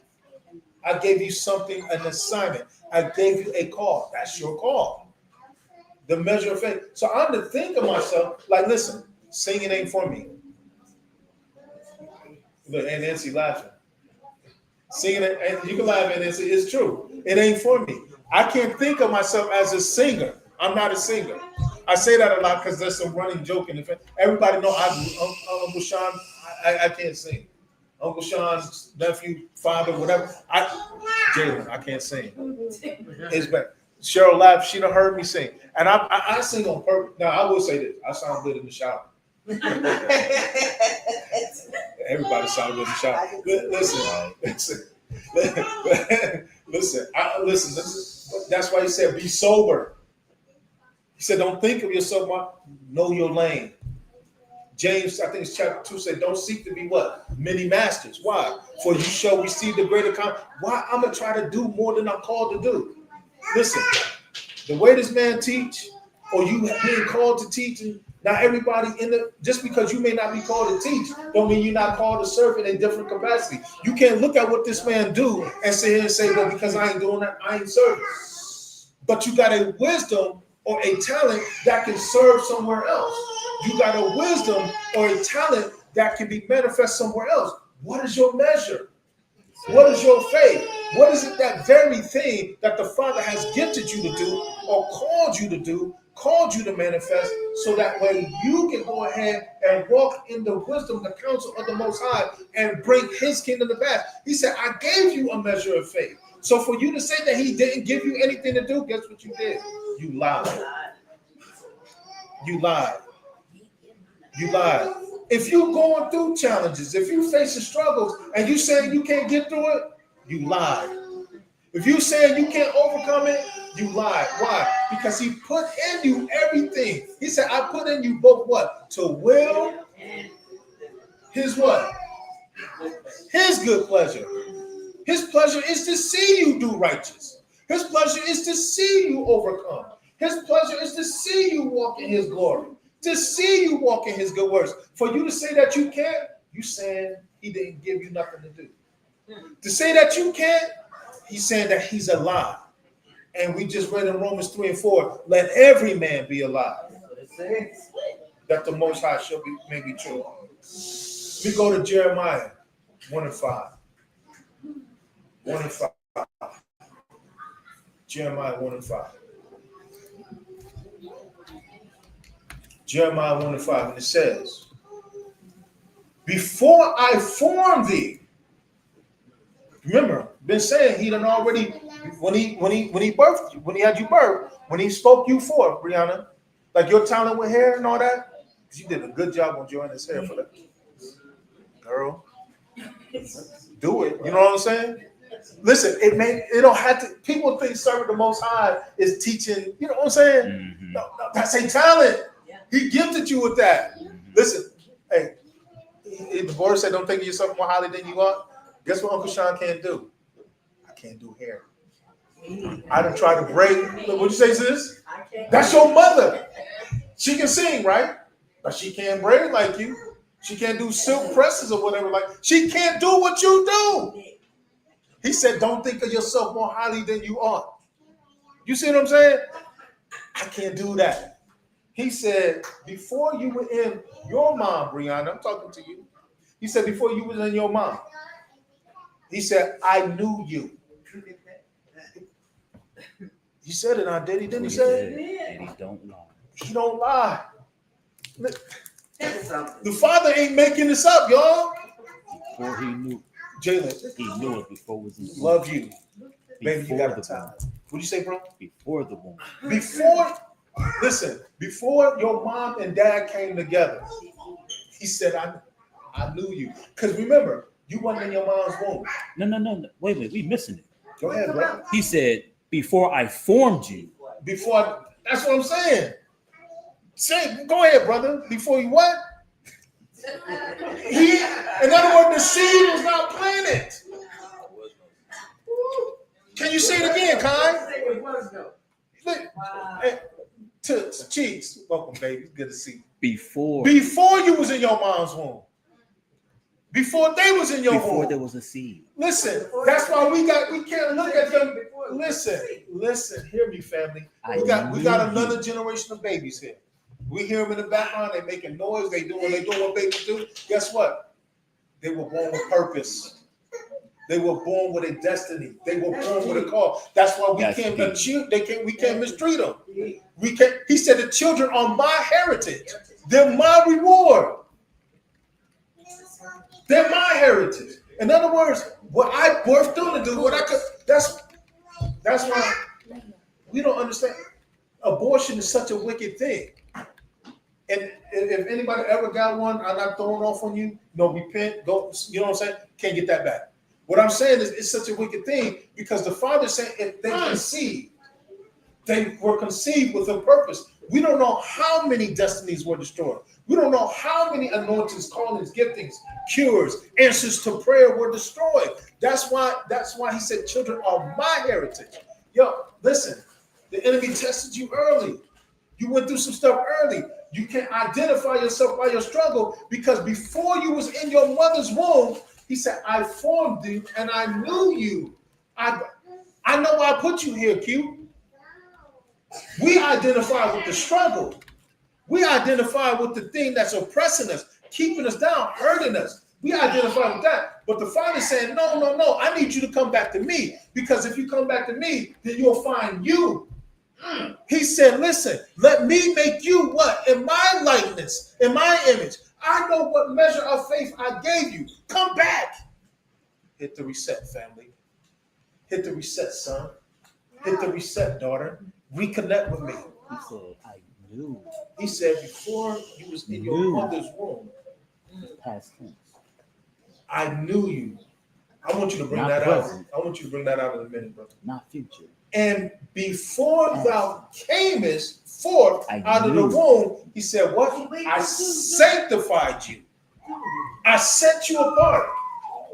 So that's why you can't do what everybody else do. That's why you can't move like everybody else moves. That's why you can't think like everybody. You're a child of the Father. You're a child of the light. You're going to stand out whether you know it or not everywhere you go. That's why people look at you like, yo, why you moving the way you move? Even when you in sin, you don't look right here.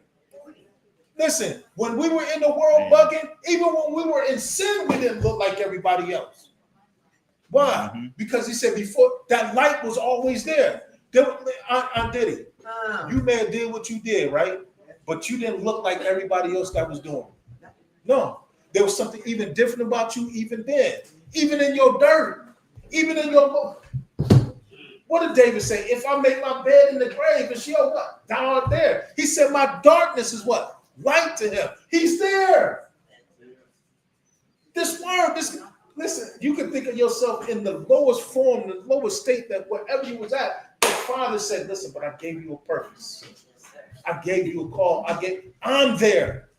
Because you breathe and because you have life, I'm there. The gift of who I am is there. He said, before you was in your mother's belly, I knew thee. And before thou camest forth out the womb, I sanctified thee and ordained thee to be a prophet to the nations. He ordained you. He can't help but to do what he do. Come on. That's it. Say it louder. So how can you rebel against that? You can't. You can't. You taught it. You Who can't. has what? Who has resisted? How can you? Yes, you can't resist his will. Before you were there, Come on. I already sanctified you, so you got to be saved. It's I don't care what you do. Before you die, you gonna work. You gonna do what I said you're gonna do. It's funny. Go on about your life. Do your dirt. Did Because I already sanctified you. you look at my notes? Did you look at my notes? I ain't look at you. No. You didn't look at. I'm did we- sorry. did- no. You fine. No. Because the brother in the spirit. The brother in the spirit. The next verse. Romans 8 and 30. Crazy. 8 and 30. I'm telling you how in the spirit this brother is. Romans 8 and 30. It's crazy. Oh, it's real crazy. Because he just literally just talked my next verse. Literally. Romans 8 and 30. Guess what it says? Moreover, whom he did predestinate Yes, sir. for knowledge of, to have foreknowledge of, in his plan, Kai, whom he did predestinate, them he what? Called. And whom he called, them he did what? He justified you. You can't. I'm telling you, he just taught it. Everything that he just said, just that minute, y'all heard it, right? He said, them that he called, They'll call you a drug addict. come on. Say it. Oh, you got to talk that loud, But he bro. justified. He talking to N. Diddy. Say it loud, bro. You got to put that out for the family online. No, go ahead, but you got it. But you talking to N. Diddy.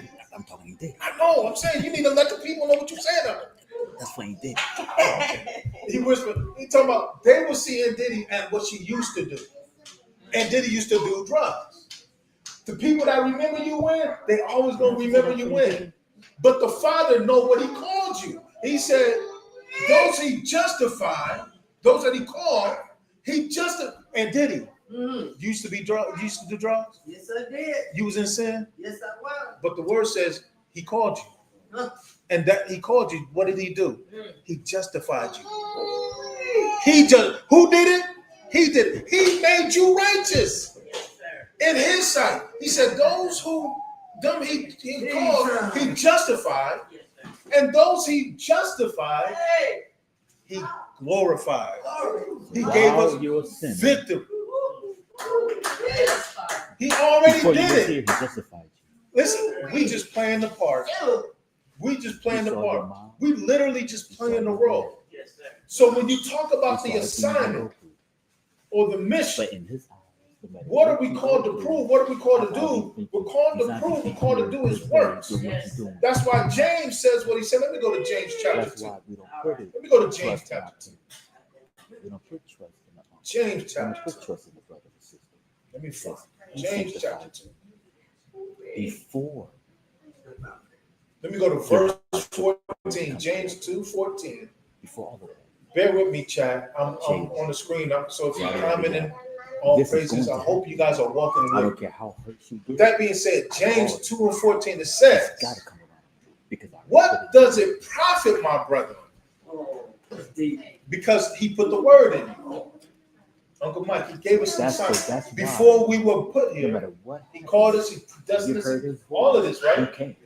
You didn't say Because you "Well, were born, my Uncle Mike, you were well, called my and given dad a wasn't destiny. there. You were called and given Yeah, something my to family do. wasn't there. Cheeks, you were There called and was given no something to argument when do. you heard Hey, his Cheeks, voice. right Why? here. Because he called you. Cheeks, I'm right No matter here. what You were go called, through, baby, and given you something had to all do. these You gifts in understand the what I'm saying? world. Before you was in your But you mom's heard womb. his voice.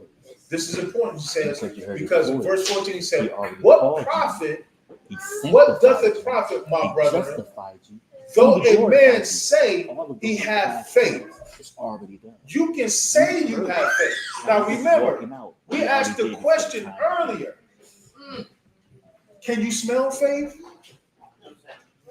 Can you see faith? Can you hear faith? You can So hear it. You glorify the Faith come by what? Hearing. you before you even knew You see what I'm saying? But do you experience faith in your flesh? No. Faith, it says faith is the substance of things hoped for, the evidence of things not seen. That's why we walk by what? Faith. So it don't look right. The situation may not look how it's supposed to look, but the word says that we walk by faith, or we walk by the word, we walk by the assignment and not by sight. Because he already sanctified you, he already justified you, he already predestined you, he already glorified you. So now I'm walking, no matter what I'm going through, I'm living off the fact that you called me. Because greater is he, his word, his counsel, greater is he that's in you than he that is in the world. So what you face, the afflictions, remember what we read in the Hebrews. It talked about the afflictions that you suffer. We're going to go through some stuff for the sake of the word. The enemy is after that word, after that call, after that commission. He wants to take the light from you. He wants to dim your light. He wants to take it from you. And so it says, that's why it says what? Fight the good fight, Kai. Fight the good fight of faith. Because he's after what the Father put in you to do. The treasure that's in your earthen vessels. When he spoke you forth, when the Father spoke you forth, he was saying, okay, go do what I commissioned you to do. What I called you to do. Verse 14, it says, what doth it profit a brethren, my brethren, thou said that though a man say he have faith and have not works. Moray brought that out. We're going to get into it today. But he brought it out last night in John 14, 14 and 8, 14 and 10. But we're going to get to it. He said, though a man say he have faith and have not works, can faith save him? If a brother or a sister is naked and destitute of daily food, and one of you say unto him, depart in peace, be ye warm and filled. You can say it all you want. Be ye warm and filled, notwithstanding, ye give them not those things which are needful for the body. What does it profit? What good is it? Especially if I got means, if I got clothing, if I got, what did Christ say? If you did it unto the least of these, you did it unto me. That's faith. That's love. That's how I know you love. Why? Because when I saw you naked, I clothed you. When I saw you homeless, I housed you. When I saw you hungry, I fed you. I didn't close up my bowels of compassion. That's faith. That's the measure of faith. That's the word. It says, what does it profit if I say to someone that's in need, they have a need, and I say, yo, be in peace? They're not going to be in peace. Especially if you have the means to help. Now, if you don't have the means to help, that's one thing. But if you have it, and you're closing up your bowels of compassion, where's your faith? Where's your faith?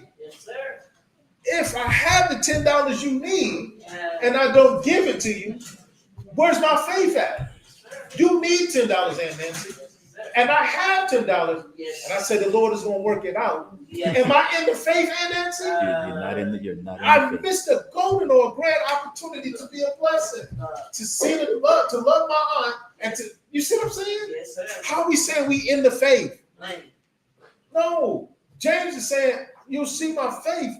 Let me not get ahead of myself. He said, even so is faith. Verse 17. He said, even so is faith. If it have not works, is dead being alone.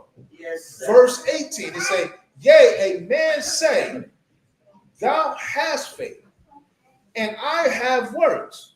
Show me thy faith without Yes, sir. faith. What you say, Sue? Show me your faith. Without thy works, and I will show you my faith by my works. We're going to get to that verse that Moray brought out last night. Thank you for that, because that added to my notes. I had to add All that. praise. Oh, yeah. Powerful verse. Powerful verse. He said, I'm going to show you my faith by my works. Listen, people say you preach a works-based. No, the works ain't works to get salvation. Mm-mm. The works are the works because I'm called to do something good in the land. Mm-hmm. Righteousness in the land. If I'm called to serve, I'm called to work for the Most High. I'm called to be the son of the Most High. I'm called to do his will. So those are the works that James is talking about. If you ever have time, please go back. Even though I read part of James 14 through 18, read verses 14 through 26, where it talks about the faith. He talks about one that faith without works is dead. And then he also talks about, or he references our father Abraham and about the sacrifice. How do we know that Abraham had faith?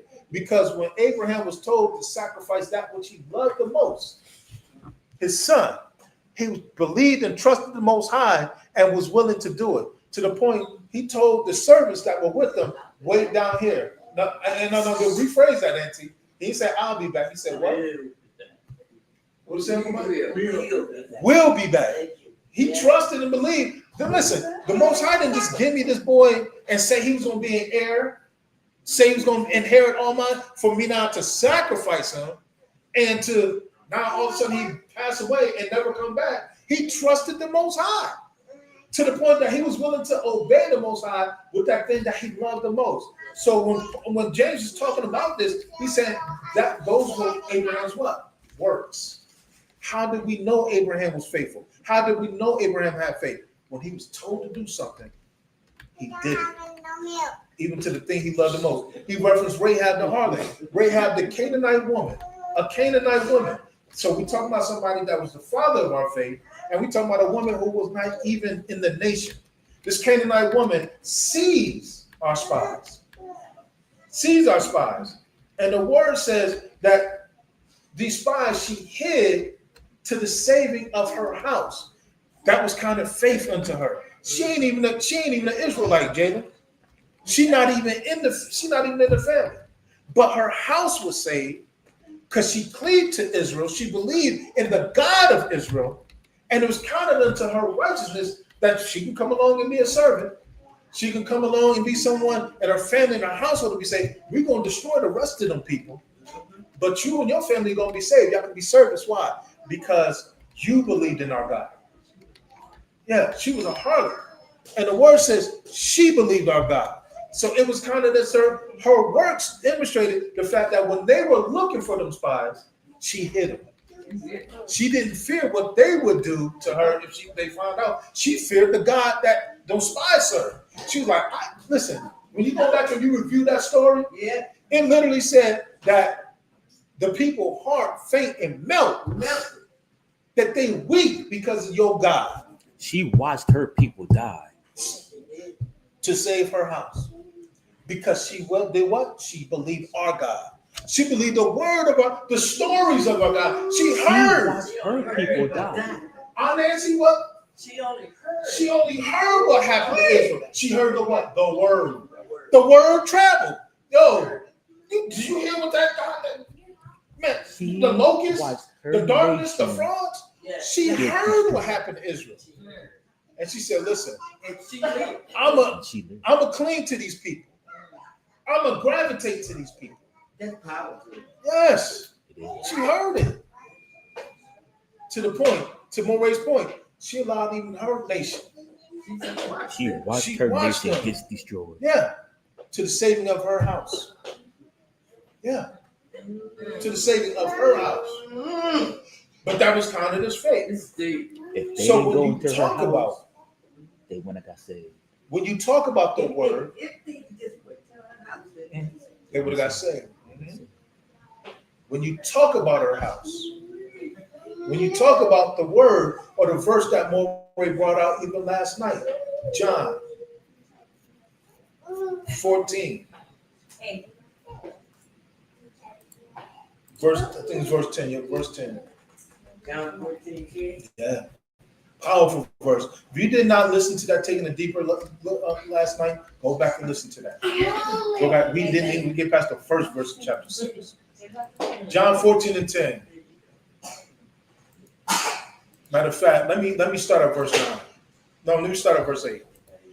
Philip said unto him, Most High, or Christ, saying, Lord, show us the Father, and it suffices us. And Yahushua said unto him, Have I been with you so long time with you, and yet ye have not known me, Philip? He that have seen me Uh-huh. has seen the Father. Mm. If you seen me, you seen the Father. And how sayest thou, show us the Father? Now remember, according to Deuteronomy 14 and 12, the Father don't have a form. Yeah, hey. He has no form. That's why he said, don't make any graven images. Don't make any shapes. He don't have a form. So to look for a form of the Father is to degrade him. He said that creation can't contain him. There's nothing about his creation that he made that can really adequately represent him. It just is. So he said, I am. right. He said, how sayest thou then, show us the Father? He said this, verse 10. Believest thou not that I am in the Father, and the Father's in me? Well, Ray talked about it a couple of weeks ago, that cleft. I'm in the Father, and the Father is in me. The words that I speak unto you, we're talking about that Simon, that measure of faith. He said that the words that I speak unto you, I speak not of myself. Christ is saying these ain't my words. Mm. He's talking about words. He's talking about words. But then he says this afterwards. He says, the words I speak unto you, Mm-hmm. I speak not of myself, but the Father that dwelleth in me, he doeth the works. He say he doeth the word. Right. He's saying he doeth the works. Mm. The works are what? His word. Remember, we referenced the scripture earlier where he said he does what? He hastens his word to do what? To perform it. The Father is going to perform his word. He said it in Numbers 19. He said, I'm not a man that I shall lie. He said, if I not said it, shall I not bring it to pass? So he's watching over his word to perform it. So that was so powerful last night, what was brought out, because he said, Christ is talking about his word. And he said, it's the Father that does the works. Mm. And a lot of times what happens is when we are called or commissioned to do something, we think about ourselves first and not the God that said do it. And the God that said do it is the one that gave us the power to do it. He said, I know the thoughts I think towards you, and they are thoughts of peace and not of evil to give you an expected end. If I called you to do it, I'm going to be the one to make sure that you have the expected end, that you have the victory. Yes, there will be obstacles. Yes, there will be challenges, but you have the victory. And so when you look at Exodus 3 and 16, that's a lot of ground, family. Thank y'all for your patience.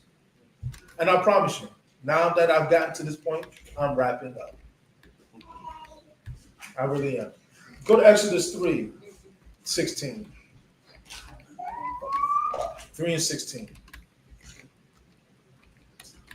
3 and 16. Thank you all for your patience, family. Exodus 3 and 16. This is what the Most High commands Moses. He says, go and gather the elders of Israel together. So even then, there were people in leadership in Israel. Gather the elders. Looking at Uncle Mike. Uncle Mike's last name is Elder, so I'm looking at Uncle Mike. Gather the elders together of Israel together, and say unto the elders, those that are in leadership, say unto the elders, the Most High of your fathers, Abraham, the Most High of your fathers, the God of Abraham, the God of Abraham, of Isaac, of Jacob, appeared unto me, saying, I have surely visited you and have seen that which is done to you in Egypt. I seen your struggle. I'm the God of your father, Abraham, Isaac, and Jacob. I seen what you've been going through. And he said, and I have said, I will bring you up out of the affliction of Egypt unto the land of the Canaanites and the Hittites and the Amorites and the Perizzites and the Hivites and the Jebusites unto a land flowing with milk and honey.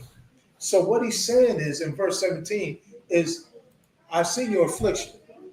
I know what you're going through. I'm the God of your father. So the same God that promised Abraham, that promised Isaac and Jacob, I'm that God. I'm the God that told them that I was going to give you a land. I'm the God that told them that you will inherit the land. I'm the God that told them that I will be ever with you, that I will multiply you and make you great. I'm that God. He's introducing himself. This is why they were in the bondage. And he's saying that when I take you out of Egypt, out of where you're being afflicted, the places that I'm taking you, you're going to encounter what? Opposition. The Canaanites, the Hittites, the Amorites, they represent opposition. They represent something that's going to oppose the word. They represent something that's going to come against the call. They represent something that's going to come against your sanctification. The things that he said, I called you, I justified you, I sanctified you, I glorified you. The things that I did for you, these things are going to come against it. I'm coming against it. Or not I'm coming against it. There are going to be things that come against that. Verse 18, he says, and they shall hearken,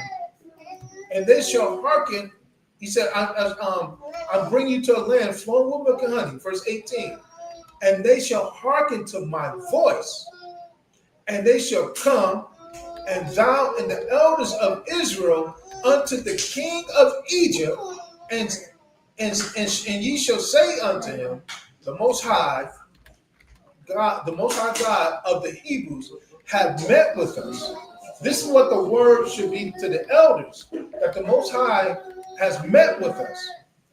And now let us go, we beseech thee, 3 days' journey into the wilderness, that we may sacrifice, or that we may pray, that we may start to connect, build a relationship to our God. Verse 19, and I am sure that the king of Egypt will not let you go. Those things that you struggle with, those sins, they're not going to let you go. It's not going to be something that you easily let go of, or it's not going to let you go. But he said, not let you go, not by a mighty hand. He said, I'm the Lord. He said, I am sure that the king of Egypt will not let you go. No, not by a mighty hand. And I will stretch out my hand and smite Egypt with all my wonders. So the Father's going to prove himself, which I will do in the midst thereof. And after that, he will let you go. This is what the Father is saying. So he's going to redeem us. He's going to sanctify us and save us. And I will give this people favor in the sight of the Egyptians.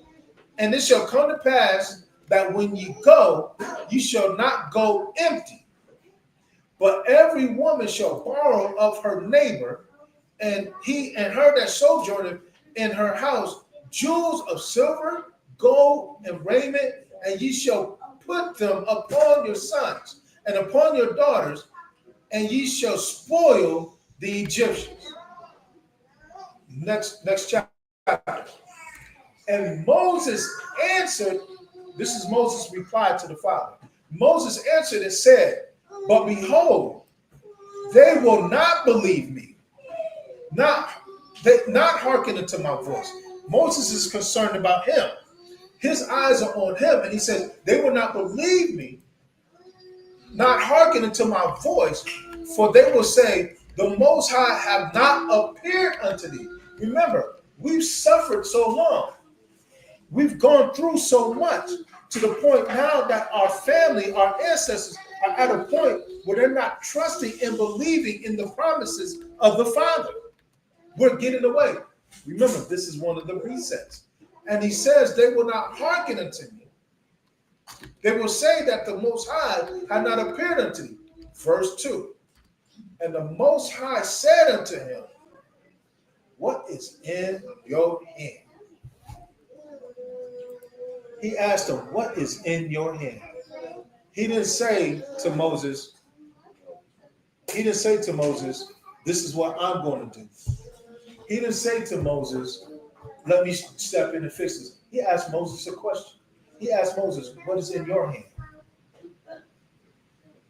You're supposed to reflect my likeness. You're supposed to reflect my image. I'm the one that said to you, let you have dominion. I'm the one that has given you power and authority. Listen, I'm the one that called you out of Egypt, trained you and taught you, and made myself known to you. Made my acts, my ways. Listen, why do you think you were called out 40 years ago? Remember, when Moses left Egypt, he left Egypt at age 40. Here it is, 40 years later. Guess what? The Most High has been grooming and training Moses all that time, stripping him down from the ways of Egypt, because Moses had to unlearn a lot of Egyptian ways. So now he's in the wilderness himself. Before he could take the family to the wilderness, guess what he had to do? He had to go to the wilderness first.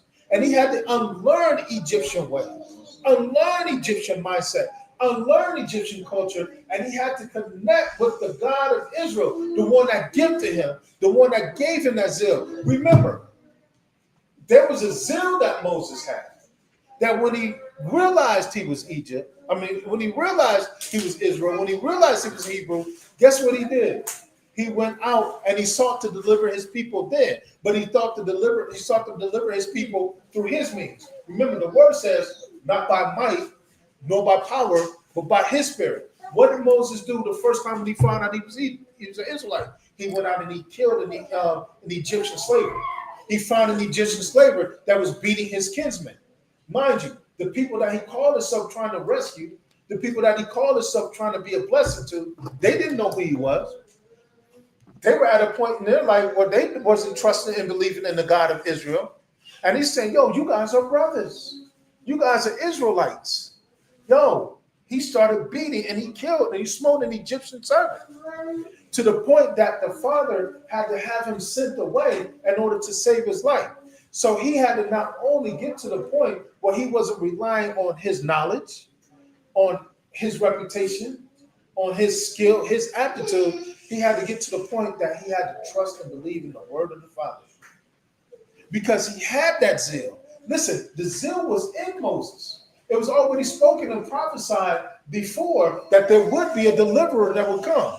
And the reason why all those sons especially were being slain up until even then during Moses' time, the children, the boys were being thrown into the Nile or being slain, was because there was already thought to be one that would come and help what? Deliver the people. So that zeal that Moses had that was in him to deliver the people, it was already there. The Father didn't just put that in Moses in that moment. He had that in Moses when Moses was in Egyptian custody, when he was in the house of the Egyptian princess, when he was before the king and he was being raised up in the knowledge and the ways of Egypt. Moses was already in the zeal or in the understanding, or not the zeal, but he was already born with a zeal to be a savior or a rescuer to Israel, to be a rescuer to the ancestors. So now what happens is the father has to deliver him from Egypt so that the father can strip him down and show him, this is how I want my people to look when they come out. The same thing that I did with you in these 40 years is the same thing I'm going to require you to do when you lead my people. So your zeal is good, son. But how you're trying to do it, that ain't how I want to do it. Because if you do it the way you want to do it, who's going to get the glory? Moses is going to get the glory. They're going to come out believing in Moses more than they believe in him. But when it comes to the God of Israel, he's going to do it in such a way that not only will the Israelites and the ancestors believe, but guess who else is going to believe? The other nations around. They're going to know that the God, the unseen Elohim, is more real than any other God that I bow down to, any other God that I serve. Remember, we're called to prove the word. We're called to prove his will. We're called to prove his way. So when you talk about what Moses did, he said to Moses, what is in your hand? What is in your hand? Because what is in your hand is something I gifted you with, or talent, gave you a talent, that ability, in order for you to be able to step out and do what it is that I called you to do. I equipped you. I made you. Even when you look at the way that Christ moved, there was many times that Christ would either say, it is your faith. It is your faith. it is your faith that has made you whole. He would say, I have not seen no greater faith in all of Egypt. Let me give you a reference. The woman that had the issue of blood, when she said, I will touch the hem of his garment. He said, your faith made you whole. That's Luke 4:48. When he said to the lepers, 10 of them got healed of leprosy, 1 came back. He said, did I not heal 10? But only 1 came back. But the one that came back, he said to him in Luke 17:19, he said, your faith, you believe, you stood on the word. That's what made you whole. He said to the blind beggar, Luke 18:42, the blind beggar, the one that was blind and people just passing by, he cried out, thy son of David, thy son of David. He wanted to be healed. He said to him, your faith had made you whole. The Roman centurion. He said, yo, you don't even have to come to my house. He said, I'm a man of authority. If I send the word, people go here. If I send the word, people go there. He understood his authority. He said to him, he said, listen, if you send the word, I know that my child will be healed. He said, I know that my child will be healed. He said, I've not seen so great of faith and all of Israel. He understood the word. He understood the assignment. Lastly, the Canaanite woman. She understood her place. She understood just like Rahab. Listen, she said, even the dogs get the crumbs for the master. If I just get a little bit, I know you are able to, your mere crumbs is enough for the healing. He said, even the dog get the crumbs from the master's table. What did she say? Your faith. What did he say? Your faith. I've not seen so great a faith in all of Israel. So these things have always been a part of us. Always been a part of us.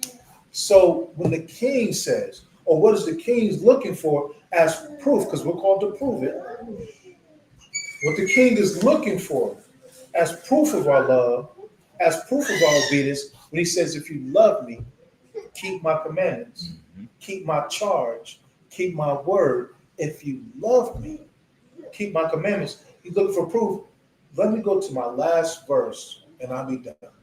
Thank y'all for your patience. I know I said a lot. I know I said a whole lot. I know I said several verses. Let me go to the last So we verse. go back and watch the video. Yeah. He said this. Luke 18:1-8.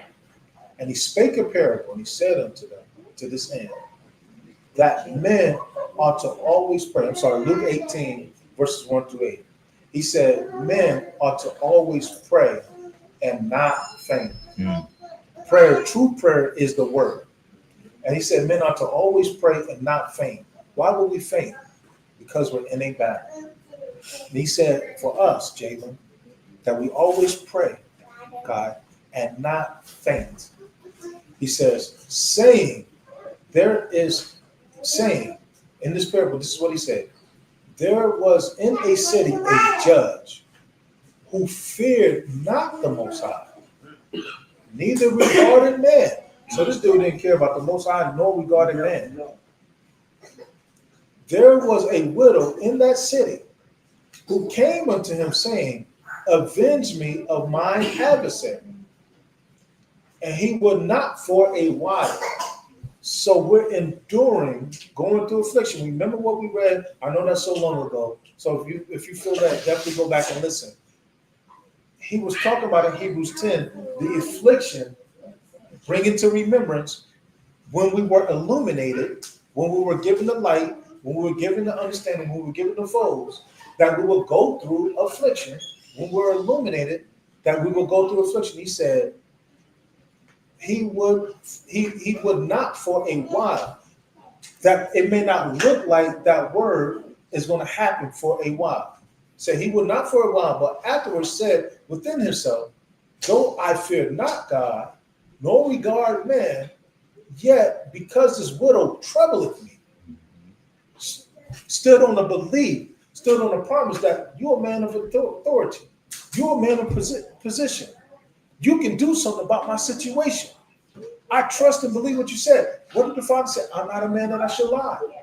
He said, I'll watch over my word to perform it. This is what the Father is saying. He said, yet because the widow troubleth me, I will avenge her. lest by continual coming she weary me. And the king said, hear what the unjust judge said. This is what Christ said. Hear what the unjust judge said. So if an unrighteous king can say this, verse 7, and shall not the Most High avenge his own elect? Remember, he said, those he called, he justified, he sanctified, and he glorified. You are called. Don't pay attention. Not pay attention. But don't give in to your afflictions. Don't give in to your trials. Don't give in to your struggles. Don't let them identify who you are. You're a child of light. You are a child of the Most High. Walk in that, because he said, and shall not God avenge his own elect, which cry out day and night unto him, though he bear long with them, though the Father is patient with us. He's saying, be patient with me. I want to try you. I want to prove you. Are you going to stand on my word? Is my word a part of you? Are you going to continue to do what I called and commissioned you to do, despite what you face? Verse 8. But this is the question from the king. I tell you that he will avenge them speedily. Nevertheless, when the Son of Man, so the Son of Man said, I'm coming back to get vengeance. But he said, nevertheless, when the Son of Man cometh, shall he find faith in the earth? Shall he find faith in the earth? Shall I find you doing what I called you to do? Are you standing? Are you obedient? Are you walking in my statutes? Are you walking in my ways? Are you walking and building up community? Will I see this? Because remember, we're not talking about something, we talk about love, we're not talking about something that we can smell, that we can taste and touch. We're not talking about anything sensual. So when the king comes back, he want to know, he want to see evidence of obedience. What is this thing looking like when he come back? My sister, we went out to the wedding, and my sister left a command. She left a directive. She said, yo, I don't care who do it. She didn't say no name specifically. She said, but clean this house. Clean this kitchen. Clean this kitchen. It wasn't something that she was saying, yo, can y'all do it? She didn't ask a question. It was a command, right, sis? Yeah. She said, clean the kitchen. And so when she came home, what she was looking for was what? Evidence of a clean kitchen. To the point that if she didn't see the evidence, guess who was going to get dealt with? So when the king is coming back, he's looking for evidence of faith, evidence that the Spirit of the Most High that he walked in, he wants to see us what? Walking in the same spirit. Shall I see? He said, what? Greater works than these shall you do? Mm-hmm. Shall I see these works? Remember, he said, I'm messing up John 14:10, but he said, it's the Father. Matter of fact, let me go to it. I don't want to mess it up. I don't even want to butcher it. Let me go to it. John 14:10. 14:10. It says, believest thou not that I am in the Father, and the Father in me? He said, the words that I speak unto you, I speak not of myself. He said, the words that he speak unto us, he don't speak of himself, but the Father that dwelleth in me, the Father doeth for him. So he's telling us the word, and he's hoping to see when he comes back, he see the works of the Father in the land. That's why the word says, look unto who? Christ, who is the author and the finisher of whose faith? Our faith. I know I'm long with it. I know I'm long with it. Stay with me. He's the author and the finisher of our faith. So when he looks at us, what he's wanting to see is an obedient nation, an obedient people. He don't want to see YNs and bad Bs. He don't want to see crooked preachers and dirty deacons and wretched reverends. He don't want to see none of that. He wants to see manifestations of the kingdom that he spoke, that when he was here, he taught, he led. When he saw blind folk, guess what? They were healed. When he saw unrighteousness, he spoke life. Whatever did not look like the kingdom, he manifested the kingdom. He said, ye are the salt of the earth. Salt is a preservative. Ye are the light of the world. He said that men, let it shine, that men to see our good works and glorify our Father. When he come back, he want to see the glory of the Father. With that being said, I know I said a lot. It's good, By man. all Good means, lesson. go back, capture some of this, go back and listen to it. If you feel that, listen to it in spurts. I know I was long-winded. With that being said, Good lesson. I hope something was said. I'm going to go ahead and wrap up. Stop sharing my screen. Are there any thoughts, any questions? I see that there was a lot going on in the chat. Good Are there any lesson. thoughts? Do you guys have any thoughts? Any questions? Guys, just ready to go? Make sure you mention about Tuesday night. So Bible study. Good lesson. All praises. So listen, is there anybody that would want to come to the stage? So, Great lesson, man. Great lesson, my brother. all praises. We'll put the link in the chat. Thank you all for your patience. Thank you all for being with me. I had to get all that out. Crazy things, I trimmed a lot of it too. I know. I'll be trimming stuff and still be long-winded. But if Word is anybody deep. wants to come to the stage, the link is in the chat. Word is deep. Crazy thing, we're never exhausted. Yeah. There's so many scriptures. But remember, what we face and what we do, we can handle. We built to handle. We built to be victorious. That being said, if there be no questions, nothing else to come forth, on Tuesday, we'll be going to Google Meet. We'll be going to Google Meet. And on Google Meet on Tuesday, we'll be going over, possibly, we'll see, because we only got the one verse in Galatians 6. So not making no promises. That was a meaty verse. And that interaction was so fun. I would encourage you, go back and listen to taking a deeper look that was this one yesterday. Go back and listen to that, please, by all means. Tuesday, we have taken a deeper look. We're going to be on Google Meet, not YouTube, Google Meet, for taking a deeper look. Wednesday, we up for Wednesday, Big Suka? Tuesday, what time? 7:30.